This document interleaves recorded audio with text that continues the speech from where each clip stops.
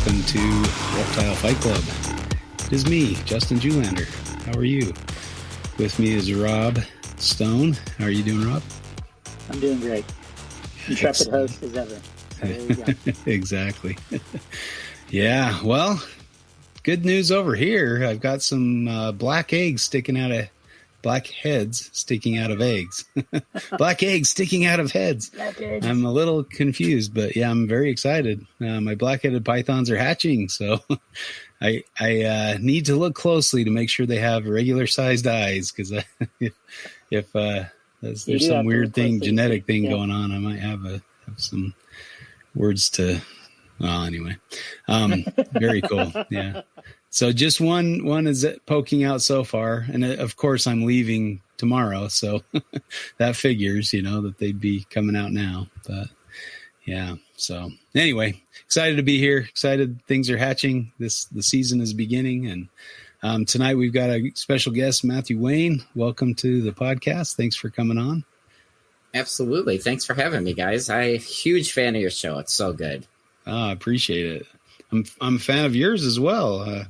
I was just on your show last week, so yeah, it's a good time. So you've had some really cool guests, and I don't know. I guess you can introduce your podcast. Tell us about that and how you started it and all that good stuff. Yeah, so it's not another reptile podcast, and it's just general reptile talk pretty much. I try to cover like everything. Like this summer, I'm making a focus on to dive into chelonians and monitors. So I had Anthony Perlioni on a few weeks ago, and then I had Brian Duraca, who is the first guy, as far as we know, who's ever bred blue tail monitors. So that was really neat to learn that whole process and everything. And I'm hoping, I have Brian Waterloo, the guy who hosts Monitor Fest. He's coming on, I think, at the beginning of June. We're going to talk about lace monitors, and I'm Mike Stefani is going to be joining too. So I've gotten Uncle a lot Mike. Uncle Mike. Yeah, he's such oh my goodness, what a humble guy. He's so cool. Every time I get to interact with him and his wife Karen at NARBC, they're it's just they're so just genuinely nice, awesome people, So I'm really excited to have him on. And it's I get so ultra focused on one species where I have to remind myself the beginning of my show was very gecko heavy, and then I got snake heavy, and now it's all right, I'm not showing turtles or monitors that he loves, so now I'm making it a focus to get them highlight some of those. So It's been it's been a overall, it's been really fun. It's neat because it's I think I always struggle with the idea of I'll hear somebody Rob and yourself, you guys all the time on NPR. And it's I want to reach out and say, man, you guys are awesome. I like reptiles too. You want to be friends? But I feel awkward doing that. So I'm hey, if I do a podcast, I have an excuse to talk to guys like you, and it, so far it's been working. So I've been able to convince quite a few cool people to join me. So yeah, exactly. Yeah. Same for us, getting people on here, you get to know them and you kind of form a little communication network. And yeah, it's great to meet new people and people who are just as excited as you are. And yeah, it's good stuff. So that's definitely one of the benefits of a podcast. Yeah, for sure. The pay stinks, but Right. Yeah. Luckily we've got Eric to do all the editing and all that good stuff. He takes good care of us. So we just have to record and he does the rest. So long live Eric. Yeah, it was funny. I did a joint show with the Ipers, and Ty was telling me, she's I love doing them live because then I don't have to worry about editing or anything. Because once we do it, it's out there, and then I can, it's just done, and I'm right. Yeah, it's I like to be able to have a little bit of ability. I like to mess with AI. So I did for St. Patrick's Day, I made a funny theme song, about leprechauns getting eaten by snakes or something goofy like that, so it's I like to be able to mess with the editing stuff sometimes, but the live stuff though is definitely cool because you get to interact with the audience. But then it's I don't know. I always like get like tunnel vision. So it's like even if there are comments popping up, I don't even think it's not like I'm trying to ignore them, but I'm just so locked into who I'm talking to. I don't think it would really, add anything to the show. Yeah. So that's why I never do live or YouTube or anything. Well, and as a listener too of some of those podcasts where they're doing them live and they're like shouting out to everybody that's chiming in or something, you're just like, okay, I don't need to hear who's there at that minute. Like, that just seems kind of like a funny thing. But I guess they're like doing super chats or whatever the heck that is, and giving them money to talk. So I guess they deserve a shout out or whatever. But it's just kind of funny. Yeah, dance, I mean, dance. No. Yeah, right. I guess we do a few live shows here and there. I tried to do an anniversary show. We skipped this year. We were just too busy and missed it or something. But I like to have like a little game show thing, quiz show or something, and give them a free T-shirt or something to the winner. But yeah, it's kind of a fun thing to do. So hopefully, well, I guess it's it's probably here now. It's May, right? Yeah. It's May. So we probably should do that soon here. Yeah, we could just have a delayed one or whatever. Yeah, no worries. So hopefully in the near future, we'll. Man, time just flies by, especially when you're an old man like me. I was at my chair at work and I bent over to grab something, off the floor, and I threw my back out. Like my back's like, oh no! And so it's been, pain. This happened on Monday, and today I'm starting. It was Wednesday. I'm starting to feel a little better, like I can move around and it's not painful anymore. But oh my gosh, like I guess that happened to me when I was younger too. So I can't say it's necessarily all because of age, but it's funny when you just make those little movements and all of a sudden your body says, nope, you're not doing that. And then you pay for it for a few days, but what do you do? That's a story of why I got on motorcycles. I used to ride motorcycles and then my back my back said no more. So I got rid of them because it was like, I'd go out for a ride that might've been, scheduled for 3-4 hours and I'd be 45 minutes into it and my back's spasming up on me. I'm like, and at the time I was in my 20s. I'm 39 now, and it was like so embarrassing because I'm with people older than me that are like, and I'm like, I gotta stop. Right? Yeah, like I got to turn around, guys. This is not comfortable anymore. Well, that's probably the easiest way to get out of motorcycle. Right? I've heard a lot worse ways to get out of motorcycle riding. Yeah. Right. Yeah. Knock on wood. I never had any bad experiences on it. So, except for my back being goofy. So yeah. We had a former bull rider in our neighborhood, and he was in a wheelchair. Like he was really a great bull rider and rode bulls for a number of years. And then he retired and was, fine. And then all of a sudden he just started to degrade and was in a wheelchair and immobile when I met him. It was crazy. Like, you see somebody like that, and you think, maybe they were born, with something, but no, they thought it was from all the, bull riding, just messed up his nerves or whatever. Body just quit out on him. So kind of rough. Yep. Yeah. It's gotta be tough. Yeah. I can't imagine. Yeah. Well, don't get old. I guess that's the moral of the story. Right. Yeah. Hey, if you guys figure it out, let me know because I haven't come across any of the fountain of youth yet. So I don't know. Right. Yeah. I think herping keeps me young. There you go. It's funny how I can just keep going. I don't need sleep or eat. I just herp and I'm satisfied and satiated. Yeah. Yeah. Good times. All right. Well, I don't know. How did you get into this whole thing? I mean, or where do you fit in herpetoculture? Yeah, like I've been keeping, reptiles pretty much since I can remember. I grew up with a, pretty like wildlife and influenced life. I had a creek that ran through my backyard. So there was always toads and garter snakes and stuff. Yeah. So like I always grew up catching animals and, holding them for a couple days and letting them go. And then, it just was always something that I guess you could say, like, I never grew out of it. I've always had some type of a reptile as a pet, like pretty much my entire life, and then it's like, as I gotten older, a little bit of like my side story or whatever is like, I got really bad with drinking and substance abuse. So like, I kind of once I decided to take that step and get sober, one of the biggest things that I realized I had, like, my tool belt, to help keep me on the right path was I have this really strong passion with reptiles. And at the time I had a bunch of, I really love fire salamanders. That's like a huge passion of mine. So like I had a bunch of really cool species and I was always like enthusiastic about them, but like I felt like I really took my keeping and like my appreciation to them to the next level, because like I kind of looked at it where it's like, these animals gave me so much. So I wanted to like kind of like make it a point to myself to like give back to them, if it's not to sound corny, but like I really like, there'd be days where it's like, one, it's, cliche, but it's like 1 hour at a time,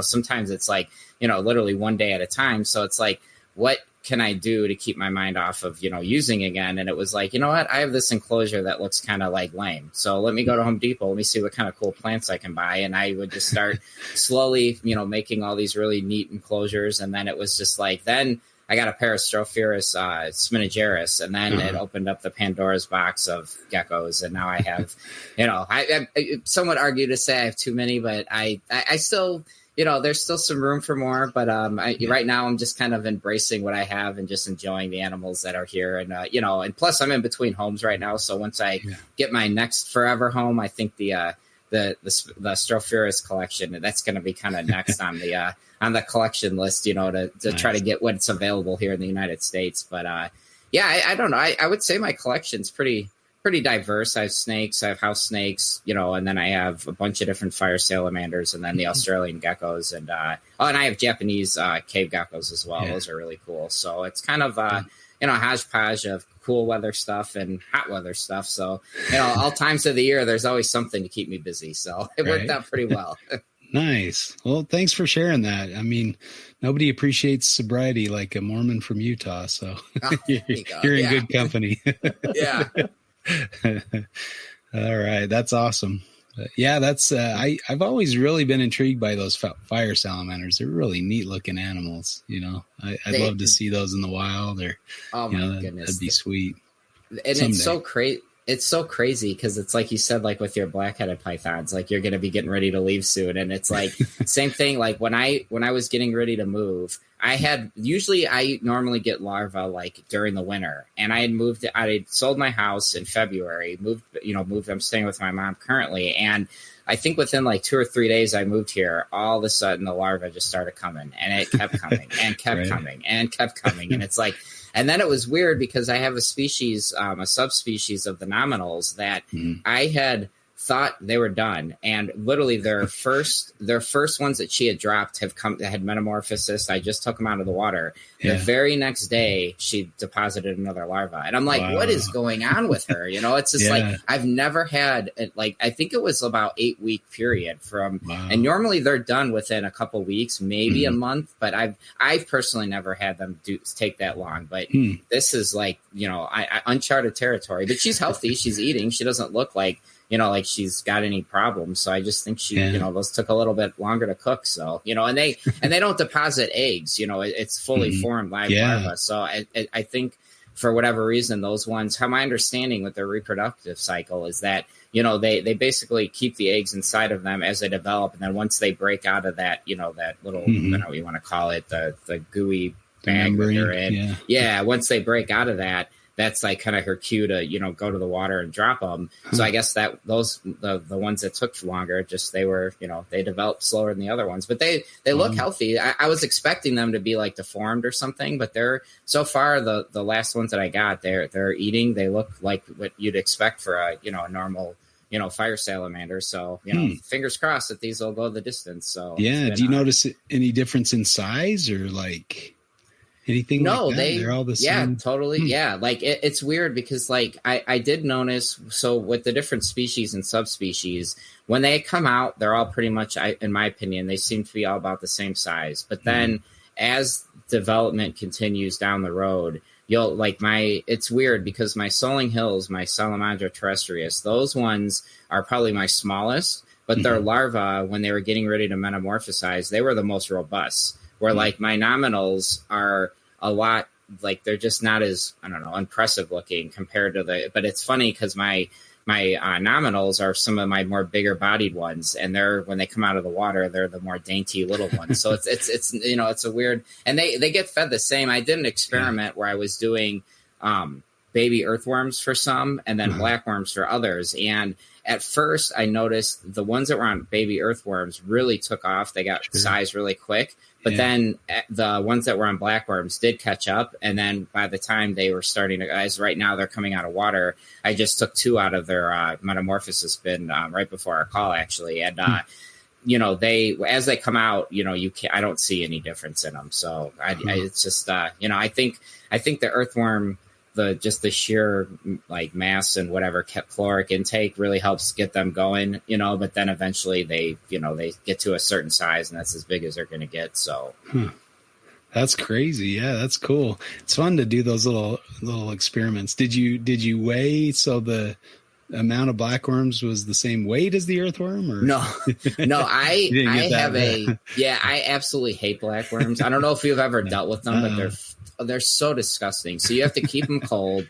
You daily have to like dump their water. Like what I do is I have this like goofy like fish net where I dump them in, completely dump their little tub of water out, rinse them underneath the sink, and then put them back. And then once they start to die, they smell like decay. Like it's disgusting. Like I remember I thought the basement in the middle of the wintertime was going to be cool enough where I didn't have to put them into a refrigerator. But it like within 2-3 days, they started dying off. And it was like, you'd walk down there and I'm going through salamander bins thinking one of my salamanders died. Yeah. And no, they're all fine. It's the blackworms. It's the blackworms. I'm just, I'm like, I just can't wait to get them all on crickets. And like, once they get a little bit bigger, I'm just like, as soon as I can get the blackworms out of the house, I'm like, the sooner the better, So over to crickets. How many offspring do the salamanders usually have, the fire salamanders? So I've gotten as many out of a single girl, I would say upwards of like 15 or 16, but I've heard some breeders getting like some of the more bigger, robust ones, like the ones from Portugal, like the Galeki, those will like, I've heard people getting almost litters of like 30. So like just, they can, it varies like usually, and, I think you see this across the board with a lot of herps is like when they first start breeding, their litter or their clutch sizes are smaller. And then as they get more mature and, better at it, they definitely increase. So, but I'd say my average right now is about 15 larvae per animal. So that's very manageable. I mean, a lot of amphibians have that like 1,000 eggs or something, and you're like, what do I can't afford to feed all these babies. And, and then what do you do with them once they, that's kind of a tricky thing to manage, I guess. If they lay eggs, you can manage it from that end, just like keep a certain number of eggs or something. Well, in that case, I'd give Rob a call and say, hey, can I buy some rhino rats from you? I got a bunch of amphibian tadpoles. I need to call out. So, hey, buy a dragon snake or something. Right. Yeah, exactly. That's cool. Fun stuff. Well, it's good to hear a little about your background. I mean, I've heard it from your podcast, but it's good to have it here. Have it on our podcast. So welcome, and cool stuff. Matthew, do you prefer Matthew or Matt?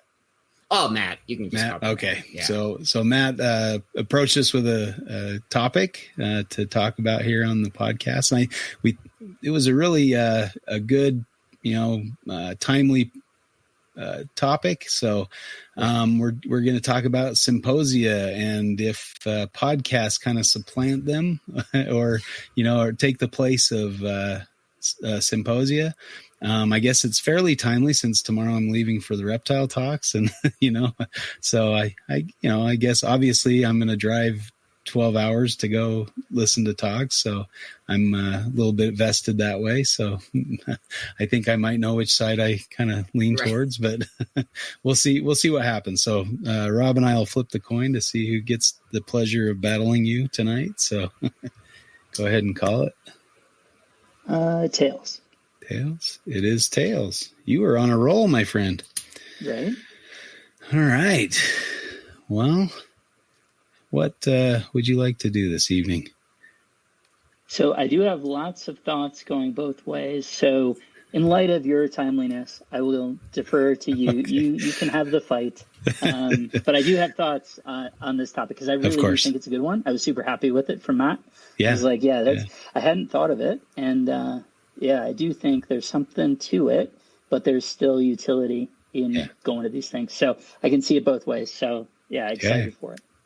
Now, to be fair, I did not come up with this one. I was listening, I think, to like Herpetoculture podcasts, or the guys that are on that Animals at Home network. And I forgot what guest it was, but I was listening to it on the ride home. And as soon as I heard them say that, I forgot, gosh, I wish I could remember. Anyways, but my mind just started like, I zoned out of the podcast and I just kept thinking, like, I have like thoughts both like on both sides of it, you know? Yeah. So I'm just like, I'm like, oh, this would be cool to listen to you guys fight about it. And then Rob's like, hey, do you want to come on the show and, you know, join us? And I'm like, oh, wait, me? Like, really? Like, I mean, I would absolutely love to be on the show. I don't, you know, I'm like, let's do it. So, but it wasn't, it didn't come naturally from me, but I thought it would still be a fun topic to discuss. So, no, I think that's how a lot of our topics come up. We'll be listening to stuff, or, I mean, that's kind of the idea of this is, or how this started was I was listening to podcasts and hearing people say these claims and nobody was challenging. Nobody was looking at the other side. So I'm like,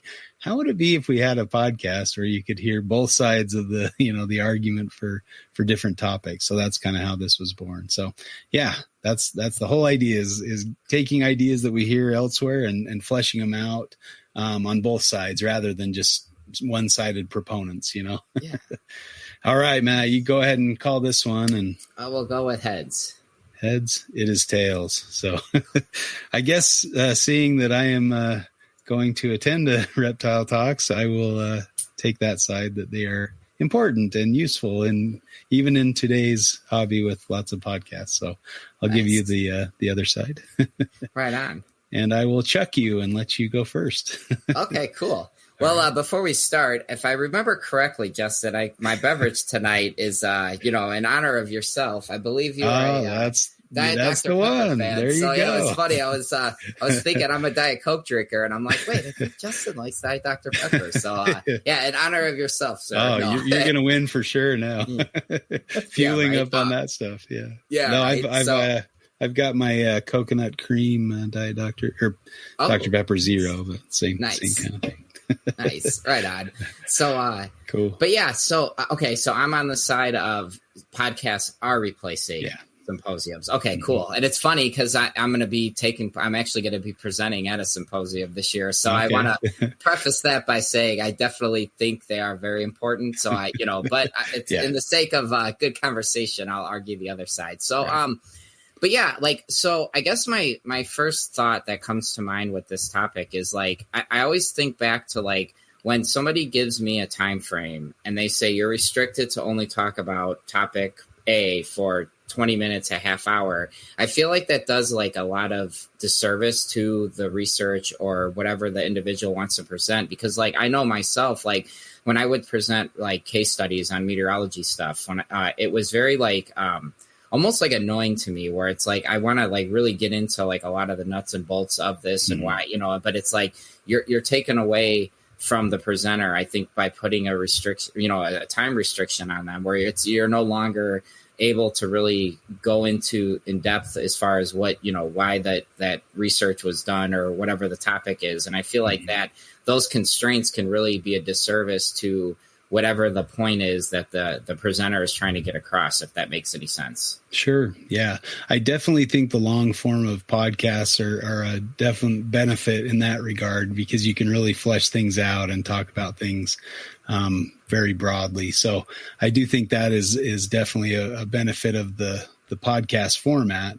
That being said, I think, being also a scientist and having to communicate my science, and if you can't communicate it in, 15 to 20 minutes, you're just, aside from maybe a really broad topic, usually, we're talking about focus studies or something like that. So you should be able to get that across. You get your point across and get the importance of it across in 15 minutes. Also in our society these days, we're watching TikTok videos, I'll post a full length video on my YouTube page and it gets like 30 views, and I'll post a short and it gets a couple thousand views in a week or something. So I think our attention spans are short, and we just want to hear just give me the gist, like give me the important part, or else I'm scrolling past you, I'm going to the next video. So I do think, if you can get together, a well thought out, planned out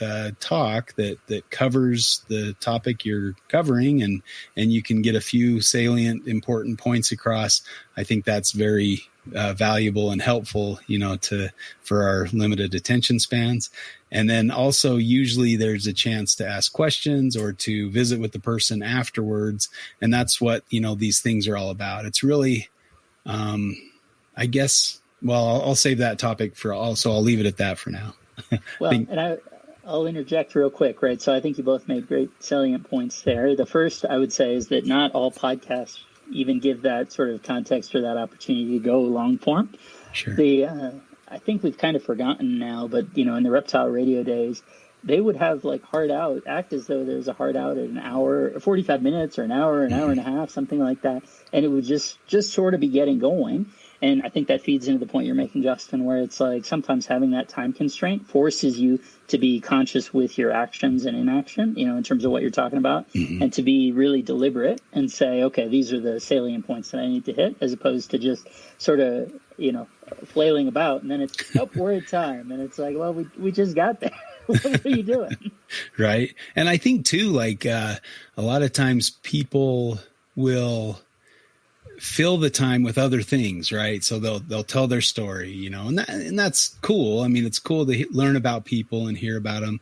But if you're there just to hear about the type of reptile they keep and you're not really interested in their life story, or if you're going back to listen to it, you got to skip forward to try to find the important topics that they discuss. Or I don't know. It used to drive me crazy with the THP guys when Justin would just like have these huge pauses and he'd be like, like you'd hear just all sorts of stuff going on in the background. Like, what is happening? Like, what is this? This is not great audio, but it would be 3 hours, but you'd have to really kind of skip ahead to, that kind of thing. So, but you take it or leave it, or, skip ahead. I guess that's the nice thing is we got a 30-second skip button that makes it pretty easy to find what you need to find. But, yeah.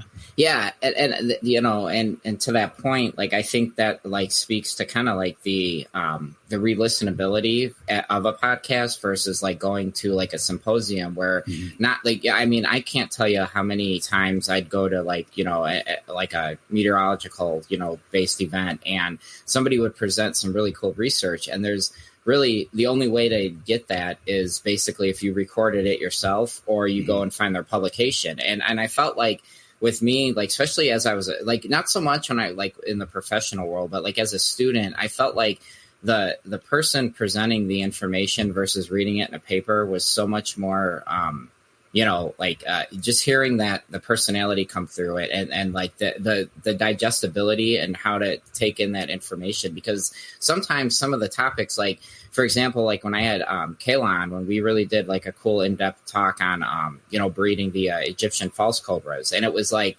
and I like, I'll re-listen to that show because it's like, I just felt like there was so much there that like to do it just to listen to it that one time, I already forgot 50% of it. So it's like having that at my fingertips where I can go back, or like when you guys had on, and I forget his name, but the amphibian scientist who was talking about like chytrid and stuff like that. Like, oh my gosh, that was so good. But there was so much information in that podcast where it's like, I'll re-listen to it not constantly, but you know what I mean? Like I'll re-listen to it multiple times. Cause it's like, you just, that availability of having it there, I think is like to have it cataloged is such a, a powerful thing in itself, Yeah. And I think too, like there can be maybe a mix of both where Alan Rapace and Philippe de Vogelier put on the Herpeton. I always get Repticon, Herpeton. It's all mixed up, but Herpeton. And I think the reptile talks are kind of a continuation from that, the next stage of that, but where they put a lot of the talks on YouTube. And so, it's kind of a mixed bag because you want people to come out and attend because that promotes more discussion and things. And they actually had kind of like a group discussion where they said, hey, we went over a lot of topics here. Let's kind of summarize or find some salient points where we can put things into action. And so it was kind of like a town hall type meeting where at the end of the conference, we all just kind of sat around and talked about like local herp chapters or, different things we can do to help with, reptiles and people that are interested in reptiles and laws and, things like that, supports for local reptile communities. So it was really, really kind of a cool thing. And I think that's, one of the benefits of those kind of things is that the community, you're face to face with people, you're getting to talk, on the side with people. There's like a mixer at the very first of it where you're meeting the other attendees. There was other events, like I think they had a dinner and, an auction and stuff like that. So, cool stuff, that you're not going to get on a podcast, I guess. Yeah, and that's the biggest thing that I think I have going against me to further your point though is like those interactions that you get with people at like conferences and stuff are like so invaluable. I can't tell you how many times like I would, as a student, like I'd be like I'd see this research paper and I think it's important, but I don't really get it. And then you talk to the scientists who wrote it, and then it's like they explain it, or just that interaction really like makes you, I don't know, it like relights that passion and that fire is back, right. Instilled in you. And I definitely agree. Like with a podcast, like there's some that personal like aspect of it is removed, because it's just, it's just, you're just listening to it. And it's like, I remember with you guys, there's so many times where I'd be in the car driving and you guys would be talking and it's like, you're talking to the speaker and it's like, what am I doing? Like, I'm like, but it's like, but and it's like at a conference, you get to have those interactions with people, Yeah. Yeah. And I mean, I guess I've been a part of a couple that should have been stellar, so we met at the Gecko Symposium at Tinley, and that was a really well done conference, right? There was a bunch of attendees, great speakers. I mean, aside from myself maybe, but like a lot of different good material presented. And then there was opportunities afterwards to kind of mix and mingle, and there was time at lunch and stuff. I put on one back in 2011 or somewhere around there on carpet pythons, because we had the first edition of the carpet python book, and there were maybe 20 people that attended. And I mean, we had like Terry Phillip come and speak, and, it was fantastic. I think Eric Burke gave a talk, and it was like his first year. Eric made it sound like it was some grand spectacle, in front of a large crowd and whatever. It was cool. And there were a few people there, but I was expecting a lot more people because, you think, oh, this is the biggest reptile show in the country. And then why aren't people coming and listening to talks about, cool species? Yeah, it was a little frustrating, And then we did one in Anaheim that was put on by, Bob and Russ Gurley, and at the Anaheim show, the other, what are Bob's shows called? The NARBC shows, right? Yeah. NARBC, and so they put on one. They had like Aaron Bauer, who's like the foremost authority on geckos.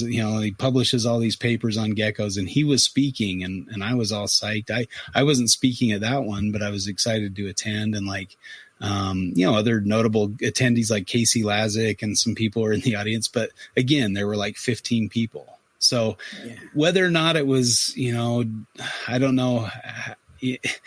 partly you had to go pay $20 to park because it was in Anaheim, like anywhere you go, you're going to be paying for parking. So I guess people didn't want to pay the extra money, or and it was after the show. So people were off doing competing dinner. Priorities. Yeah.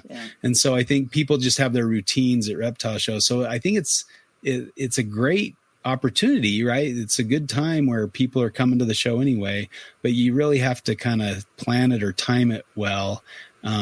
Or else you wind up with that kind of scenario where you've brought in these wonderful speakers, but there's nobody to listen to their awesome talks, So that's a point for you, of course, but the downside of these symposia sometimes are low attendance. It really takes a special kind of planning to make them happen well. So I guess I wasn't great at that, but well, and it seems like that's partially an issue, right, with where it's an add-on to a show, as opposed to being right this weekend. You're going to something where that is the entire event. I remember in the Morelia Pythons context, right, it was the Arboreal Symposium that they had in Maryland that Buddy was involved with and all that. Ben made it to that one, but I didn't make it out. I kind of regret it either. Yeah. Right? But they talked about it for literal years, but that was sort of the principal aim of that was, hey, we're going to go do this. I think maybe on the second day people could have there was a some small sales, show amongst that small group or whatever. But the principal driving force of it was, hey, we're going to have these talks and get together and stuff. And it seems like those tend to not have issues with people not turning up, right? Because you're going explicitly for that. Yeah. I think that's.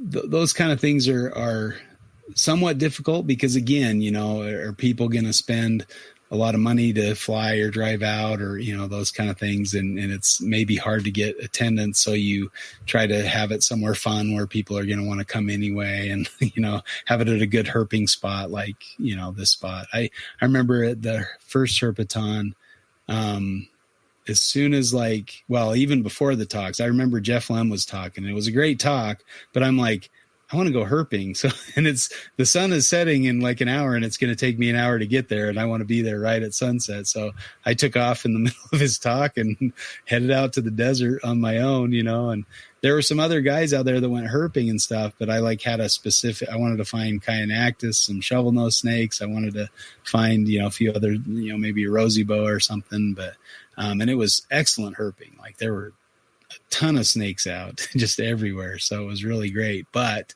I missed out on the rosy boas, but I found a few Cyanactis. So that was cool. But, great herping. I'm glad I left the talks, but I guess the moral of the story is end, at least a couple hours before sunset so people can get out and herp. But, I guess that's the other side of it is, it's hard to keep people around to chat when there's herping to be done, at least for somebody like me. And in those herping destinations, right? I mean, that can speak to it. Tinley isn't exactly, especially Tinley in October, is not. Especially the timing.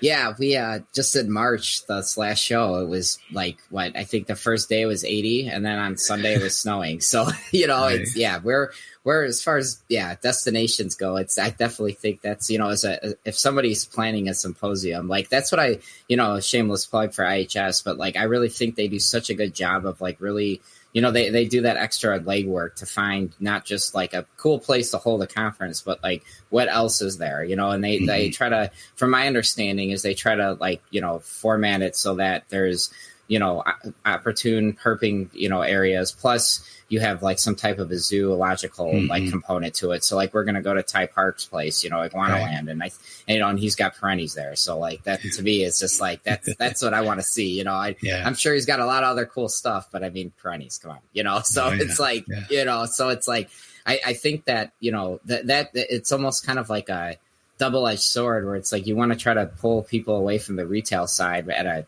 convention. People are there to buy reptiles, hoping that their passions are going to carry them into this, more of a, talking event. But then at the same time, it's but if their motivations are strictly there to get whatever animal A, B, or C, what is the, what's that audience realistically? You know what I mean? Is it even worth, like that's what I thought they did such a great job with the Gecko Symposium because they did it the day before. Yeah. So there was no competition with the show in itself, if that makes sense, Yeah. You're already, I mean, and where it's kind of a cohesive thing like that with a pretty wide and broad audience, you had a lot of people that would have hung out anyway. And so why not just hang out at the symposium and, sit by each other at the tables or whatever, and I think that's a key thing. Alternatively, I think too, if we have I remember Jason Hood had me come out and give a talk at the Chicago Herpetological Society's meeting. And that was many years ago, but that was really cool to kind of meet that herp group and talk about Australian pythons or whatever, so, and then I got to go do a little herping and do a little, hit some zoological institutions and things around Chicago area. So really a cool thing. And I think that's another opportunity where people aren't having to travel far. It's a local, it's kind of a benefit for the local society. If they're paying dues, they get something for their dues, they're getting a talk or, that kind of thing. So it's a really a nice way to do it too. Although then you have a much narrower audience. You don't have the broad audience. So, yeah. Well, and I think too, which is one thing that, they can almost kind of feed off each other. Or I think you can almost use the podcasting format to generate excitement and get people. Cause people who are going to seek out our shows are, I would genuinely think they're very enthusiastic about whatever animal that we're talking about. So it's you can use that to kind of almost instill that, excitement to the listening audience to maybe if they are they have extra PTO and they're like, hey, but I think the downside, which, and I'm totally guilty of is I think if there is a symposium that's maybe 7-8 months, out, that's when you need to start, that's when me as a podcaster, I need to start talking about it more, because if you wait till the week or the month before, not everybody has that, luxury of being able to drop stuff on a dime and take off in a month to go to wherever destination. So I think if it's done correctly, is from a podcasting format, it could be very beneficial to both the podcast in itself, plus the symposium or whatever conference, that's taking place as well. Yeah. And I think if you have somebody charismatic, organizing, who's connected and people want to be associated with, and they're reaching out, hey, are you coming to the symposium? It's going to be great.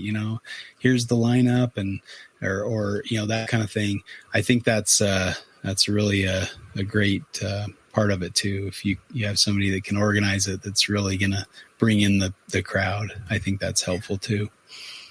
Yeah. And one point too, for the podcasting side is the one thing that I really enjoyed, and not, I shouldn't say, and it's not anything wrong by it, but I feel like the emphasis on podcasts where if you can have the host keep the guest focused and keep on topic, I think there's so much more beneficial information where it's there's nothing wrong if you want to have that laid back format, but I think I'll hear a podcast and the show's headline will be whatever animal, and then the actual animal itself might be talked about for 10 minutes. Yeah. And then the rest of it, and I'm totally guilty of it. I do it all the time because it's I have this, obsession with wanting to go to Australia. So it's I'll have anybody that's on my show that has been to Australia. It always divulges into that. But, I do try to at least, get a little bit in depth, with animals, because the other thing too, that I think I would like to see the podcast community do a better, not necessarily a better job, but now this is me being selfish, is when they're asking a question of why do you keep species A, B, or C, it's not just how, but why did you do that? Because I think the motivations as to why somebody's doing it without that generic answer of, well, how I keep it in Arizona is going to be different than you keep it in Chicago. It's well, okay, yes, we've heard that now 100,000 times emphasized in podcasts, but why did you choose to keep it on, sand instead of a mixture of sand? And, I don't know. Okay, well, let's talk that out. You know what I mean? And I think that the podcast, the reptile podcast community, I feel that Eric and Owen, I remember I told Eric this, where it's I started listening to NPR older episodes. How in the world did a show last so long that's so focused on Morelia, you know, the genus, you know, Morelia. And it's like, because they did such a good job of, you know, even though everybody is they've talked about, you know, whatever species 100 times, but they do such a cool job of getting their guests to really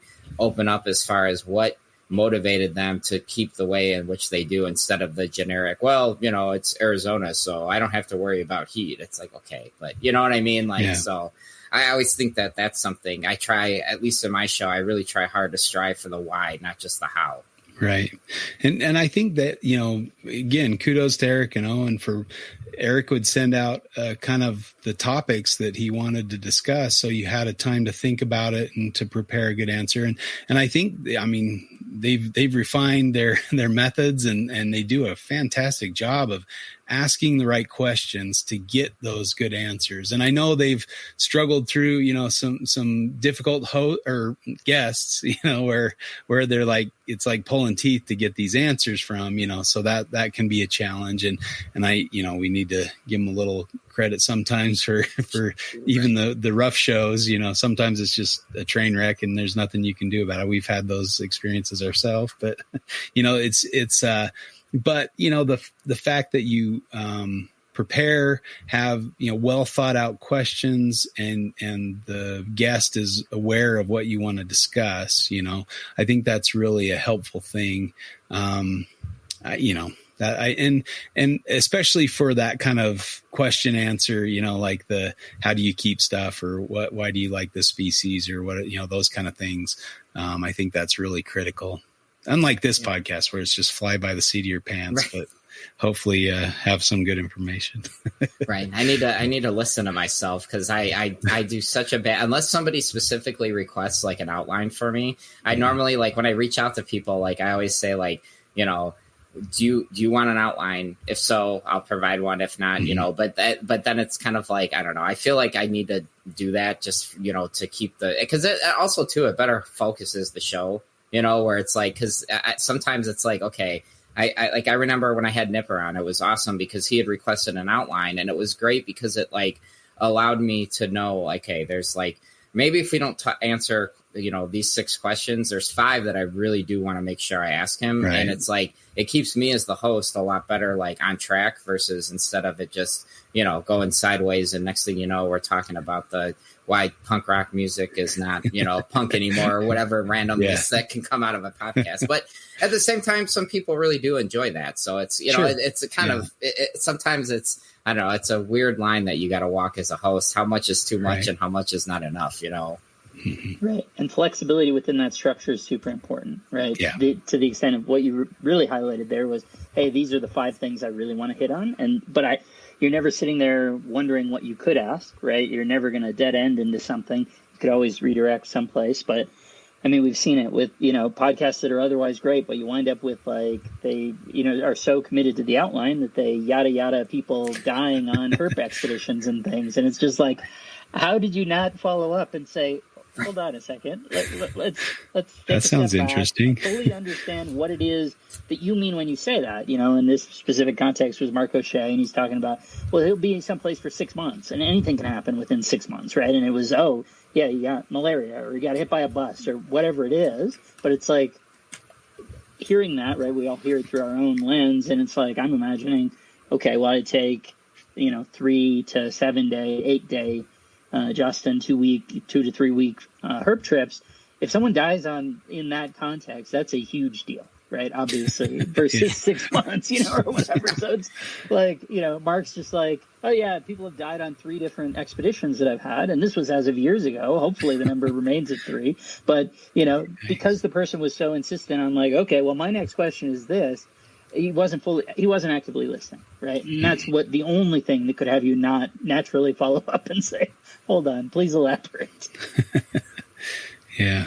And I think too, like in regards to questions and answers, you know, in after a talk, sometimes, you know, especially if it's like a very in-depth or scientific talk, I think people are a little scared or intimidated. And so they're not going to ask it. Or I remember the first time I was at a symposium in Australia, and Rick Shine was in attendance, and I was like, I couldn't go up and talk to him because I was too nervous or, like too awestruck or whatever. And I regret not taking that opportunity to go say what's up or whatever, like you're afraid you're going to look like an idiot. So you don't ask a question that could be a really good and poignant question. So I don't think we run into that as much on a podcast because the host is preparing, wanting to have, ask certain questions or guide the topic in a certain direction. So, those kind of things can, again, that's probably more for your side, but that's one thing to beware of at a symposium. Like, go ahead and ask the questions. Like, that's what it's for. That's why you're there, is to delve a little deeper and to get to know the person and why they are doing things the way they are or whatever. So, yeah. One thing that I think can occur in both contexts, so I think maybe both of you can make, hopefully it's a jumping off point for both, is I do think there's sort of a captive audience effect that can happen either in the context of a podcast or at a symposium, particularly a symposium, right? Assuming it's not the last show of the day before you're trying to get out for golden hour herping. You're basically like, okay, I'm committed to coming here and listening, and there are going to be papers or topics that are not necessarily within my wheelhouse. And in the same way on podcasts, where like, okay, I know Matt's show is reliable, that I find it interesting, so I'm going to listen to stuff, even if it's, a guest or a topic that doesn't naturally strike my fancy. Hey, I'm going to give this a shot and give it a listen, right? And so I think there is some benefit to both those things, right? And so I think go ahead. No, I fully agree. And I think, some things that I may not have had that much interest in or maybe didn't think was that cool. I think somebody that's very passionate about it and kind of highlighting the amazing things that they've seen or watched this thing do or learned from their keeping of this animal can kind of draw you in and make you go, oh, maybe I do want to keep tortoises or, that kind of thing. So it can be a dangerous thing too. But also I do think that, especially in person, that excitement is kind of contagious, and also I think we get encapsulated in our little sphere. Maybe not Matt, because he's got such a broad interest. And I think all of us kind of here have broad interest in a lot of different herps, but we may specialize in certain ones, but we're still very interested, especially in learning about others or seeing them in the wild and things like that. So I don't think I would recommend getting out of your little sphere and, expanding your area of interest and learning about other herps, because there's a lot of things that are applicable to the species you like and keep, even if they're completely different or out there a little bit. So, and I think just an appreciation for nature in general. I mean, I was watching the Americas again, another episode. I think it was on the Appalachians, maybe the West Coast. I can't remember, but they showed an arboreal salamander that crawls like 50 feet up a tree to find a mate. And then when it doesn't work out, he just like jumps and like flies through the air and lands in the leaf litter, starts climbing up the next tree. It was incredible footage. Like they had to have been way up in these trees with their cameras, ready to film. So pretty amazing. That kind of stuff is just cool. So hearing about those kind of things in person, it's hard not to get excited about them. Right. And it's funny, as I tend to do this a lot because I've learned so much working my program. But like in AA, we always say like, look for similarities and not differences, know, and I think like when I listen to a reptile podcast that's on a topic of something that I might not necessarily keep, like kind of going back to your guys' points, it's like, but there could be nuggets of knowledge in that could be, or it might not even be like useful or beneficial exactly at that moment in time, but it could get my brain thinking, oh, wait, maybe, because I can't tell you how many times I've listened to something about, like one thing that I used to nerd out a lot about was like different water, with amphibians, spring water versus tap water and so on and so forth. And it's like, I was finding myself like reading like all these weird journal papers on just like the composition of like different pipes and why copper and this and that and all this stuff. And it's just like, to a reptile nerd, you might like, who cares? Like, whatever. It's a water system that we turn on the faucet and you get water out of it, whatever. But it's like, but in that, there's because, you look for the similarities and then not the different. I don't know. I just like to pull whatever I can out, because and I think though part of it too is, it could be limiting, because I think sometimes it can be a daunting task, where it's like, I think if you're starting out in the hobby and you hear somebody mention the word bioactive, it's like so overwhelming, because you're like, wait, I need special substrate. I need plants. I need to get these little bugs now. Like what I just want a frog. Like, what is going on here? Right. So like, I think though, having that outlet, for the creativity of the individual who set up that enclosure to really go into like, if you're going to keep the species, start small, and then build your way up to something really complex. And I think that like, in a podcast form, if you're talking about like, well, like the day that I'm doing my presentation is going to be like on fire salamander, care and stuff. But it's like, it could be, it's going to be a quick, drop in, a flash in the pan. And it might, if somebody's interested in them and they hear that, they're like, oh, wow, there's way more to this then. But it's like,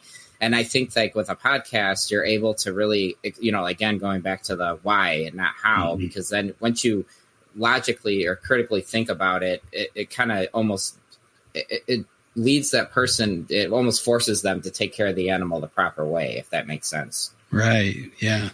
I think, what was the point there? I had a really great thought, and then it just left my brain, of course. And feel free to tell me to shut up. No. Yeah. That was the thing. You mentioned the bioactive thing. I remember hearing somebody talk about how they bred this hard to breed species. I can't remember which one it was. They all kind of blend in my mush brain or whatever. But they were talking about how the isopods would find the eggs and snack on the eggs, and the ruin a clutch of rare reptiles. And they wish they never would have put the isopods in their enclosure.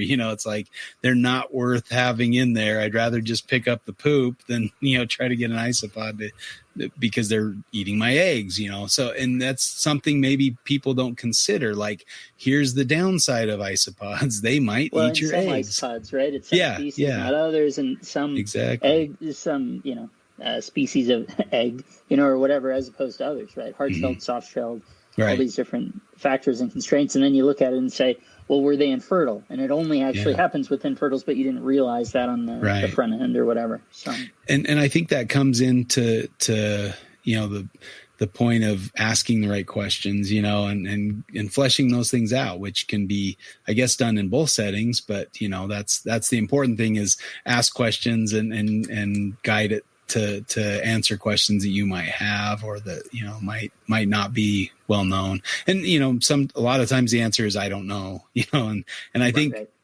what I also find too is people that how do you say this without being rude, but like, that think they're an expert. They almost have a little bit of Dunning-Kruger syndrome, where they think they know more than they do. So you ask them a question, and instead of trying, them looking like they don't know, they're going to give you an answer, whether it's right or wrong, like, that's kind of dangerous too. So, and then that can happen in either scenarios, whether it's a podcast or a symposium.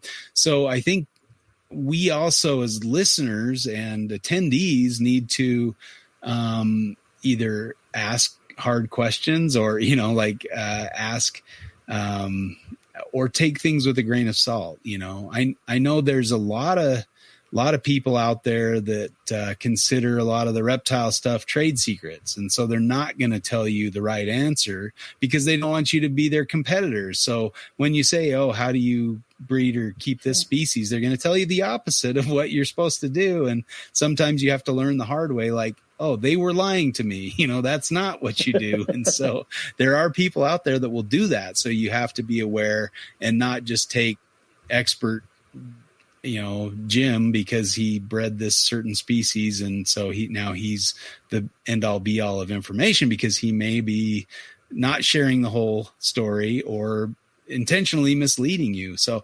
that's a possibility. I think it's happening less and less these days as knowledge gets out there, which is a good thing, but I still think that can happen. Well, absolutely right. And both of the venues are intended to be sort of antidotes to the care sheet mentality, right? Where you're getting into that why, exactly as you guys are talking about, in that depth. And I would say too, right, that it takes, for the most part, most people are not so, seeking to deliberately mislead, that they'll be on a podcast and, able to mislead people in the same way that they could if they just put out their care sheet or that one cryptic forum post or whatever it is, that sends people in the wrong direction. If you're actively talking for 2 hours, it's a lot harder to be, off truth, on brand, off truth or whatever. I would say it kind of in both contexts, but yeah.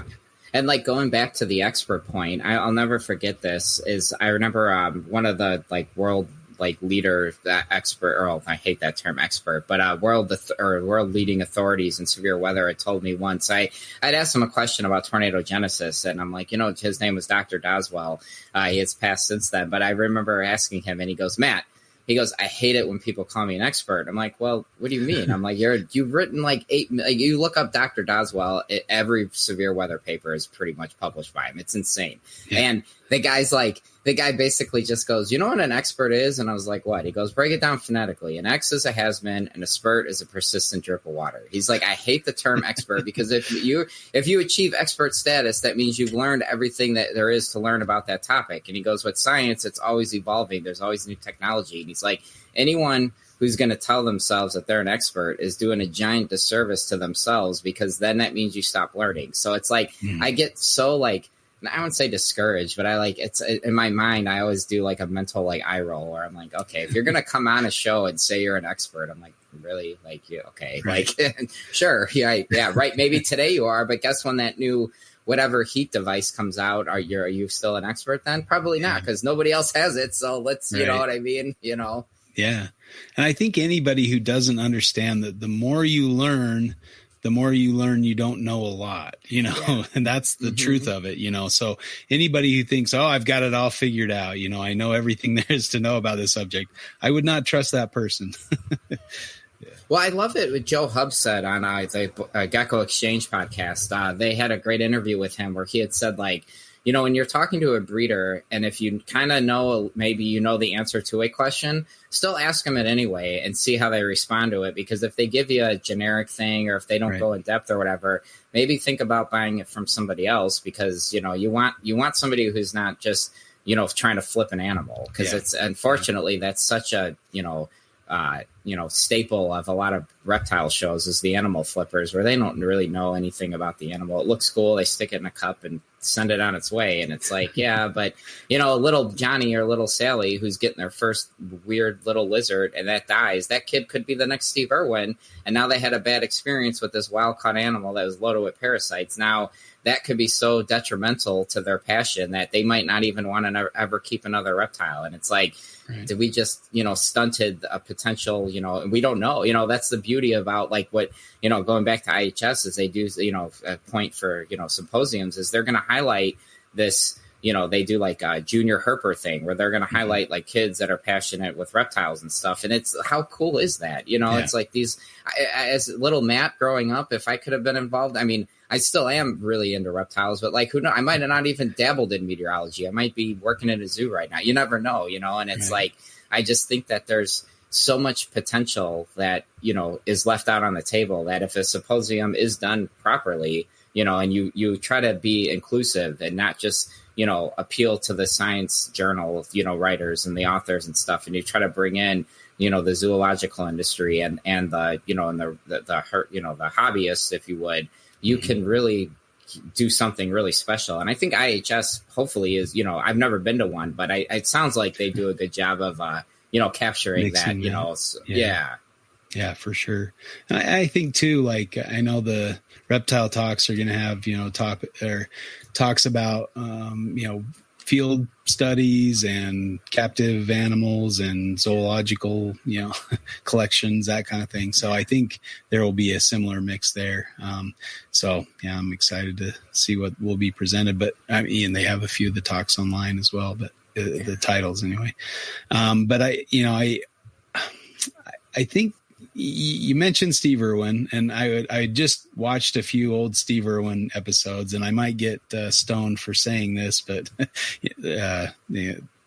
don't hate me for saying this, but a lot of the stuff that's in that show is set up, it's it's not real. It's a TV show, you know? And I think sometimes those performative aspects, or people who are trying to make a buck off their YouTube channel or get a TV show made or something, they're going to, you know, be the overhyped, or they're going to plant an animal so they can find it, you know, in the wild and talk about it and stuff. And that's fine. You know, I mean, it was great entertainment, and I was entertained by it and educated by it. You know, Steve Irwin did a good job of getting people excited and passionate about things.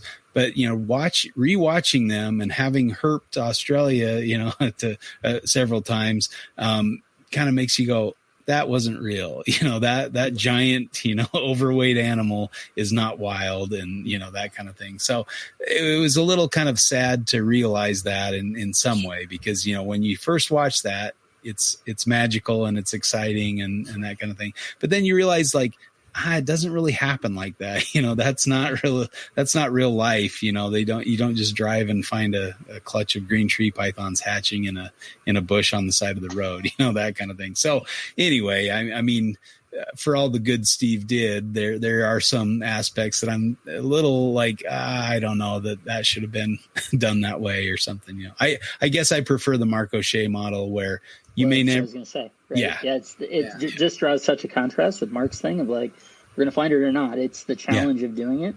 And those are the YouTube channels and the podcasts and things that I really enjoy too, is not, hearing all about your success. That's great to highlight your success, but, you know, that success is the product of really hard work or planning, you know, and or planning in time and all these things. And it's like, you know, I get what you're saying in terms of the YouTube shorts and things that people have the short attention span, but, you know, when you really go into the breadth and speak truth to the level of effort and things that were involved with that content is so much, at least for me, that's the content that I'm seeking out, right?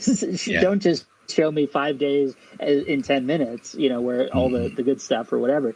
It's like, no, speak to how difficult it is. Most people won't have the chance to do that. Showing that level of difficulty, you know, kind of expresses that in a way that is lost in YouTube shorts and Instagram posts and things like that. Yeah. And I mean, granted, I don't want to watch a 2-hour video where they, you know, walk around and herp for real for, you know, I mean, definitely show me a little bit of that. Right. To show the challenge. You know, we had Blaine Mazzetti on, and I really like how, you know, he does a good job. It's a good mixture of both. And then it'll be, okay, I'm going to do it for another hour. And then he, you know, throws up on there the last snake scene, you know, or whatever it was before. So then it's like, well, you didn't have to watch for an hour, him not finding anything, but you know that he went for an hour and didn't find anything. You know, both those things are conveyed, you know. Yeah. I do think that's valuable. And, you know, I do like, I was just rewatching all, we're talking about him. Gosh dang it. Frank's videos on Western Australia, their Western Australia trip, and just seeing he does a great job too, kind of breaking it down, like saying, we didn't really see anything. It was hot, or we just sat around and, you know, hit the beach for a minute and drank a brewski or something, you know, like that's about, you know, and he talks about how, okay, it was too hot for anything to be out. So we just hung out, you know, honesty and, you know, showing how it really is. And, you know, and then finding cool stuff at night or not finding stuff, or, you know, it was too windy or it rained on us, so we got rained out and we didn't see anything, you know, those kind of things. I do like that honest aspect of, you know, whatever you're conveying, you know, make sure that you're not trying to be an expert, you know, in quotations, and you're actually putting in the work and giving your, you know, best ideas and what you've learned, I guess, and not overstating things. Another reason why this podcast exists, because I hear people making these claims like, oh, you can do this, or, you know, I don't know, just different things where they haven't tested it, you know, and they're saying straight out like, oh, I'm not going to test this because I think it's good. And so, you know, I don't want to give them the other side because that's not as good, you know. It's like, well, to make these claims, you know, that you're making. Definitively in the Pleistocene, Justin. Come on. Exactly. Yeah. That was, so yeah, that kind of rubs me the wrong way, is when people make these bold claims, but haven't really done the studies to back it up. They just said, well, I did it and it made them better. Well, how did you quantify that? How did you determine these things? And so, and a lot of people that are on a podcast that want more guests to come on their podcast aren't going to challenge them on things like that. And I understand that. I don't want Eric to be like, that's BS, you idiot. How can you make that claim? That's not going to work out. So, that there does have to be some of that, I don't know, compassion or humility. Exactly, yeah. So, no, and I maybe I'll put this point in here too, if that's all right.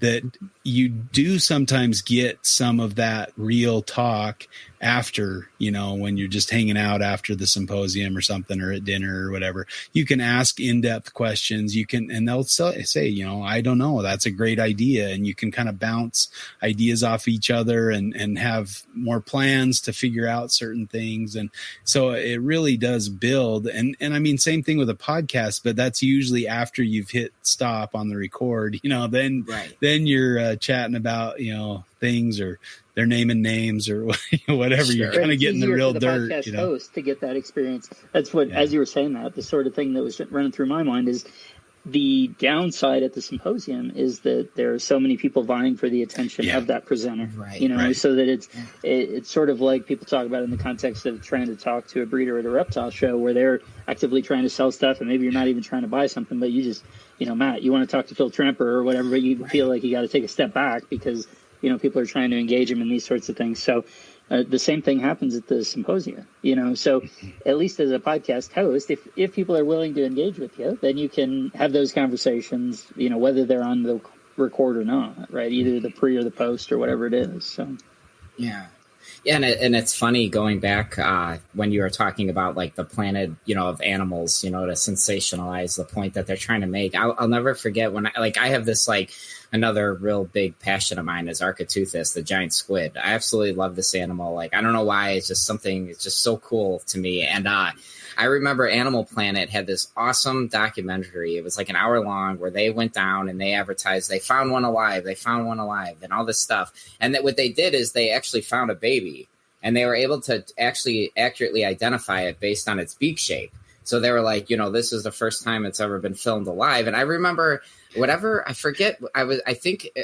girlfriend I had at the time, I was so excited. I'm making her watch this thing, and she's like, that's it. I'm like, what do you mean that? That's and then it's like, they follow it up a few years later where they do this luminized ball thing in the ocean, and they were able to actually get a more of an adult, come after it. And it was the first time, it was ever, an adult was filmed. And it's just but I do see if you're just somebody who's tuning in and you're like, oh, they found a giant squid. That sounds cool. What is that? And then they show you this little microscopic thing in a glass tank that's and you're just like, wait, that's not giant. I wouldn't even eat that. That's not even calamari size. What is this? So it's false advertising.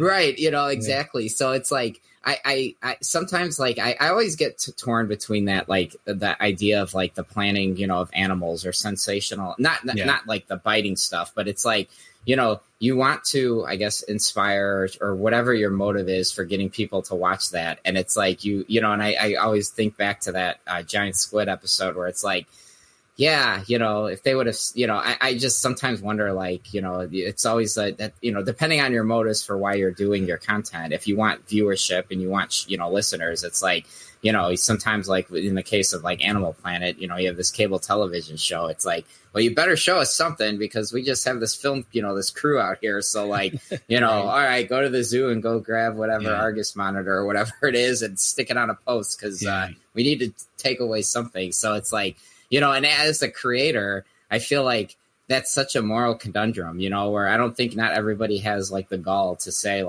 no, I'm not doing that, because I mean, and it's a really hard, moral conflict. I think a lot of people, and that's the thing is I'm going to be doing, part of my talk is I'm going to be doing a density kind of population study based off of iNaturalist, because I really want to emphasize the importance of citizen science, and you don't have to be a PhD doctor to contribute to the scientific side of the community.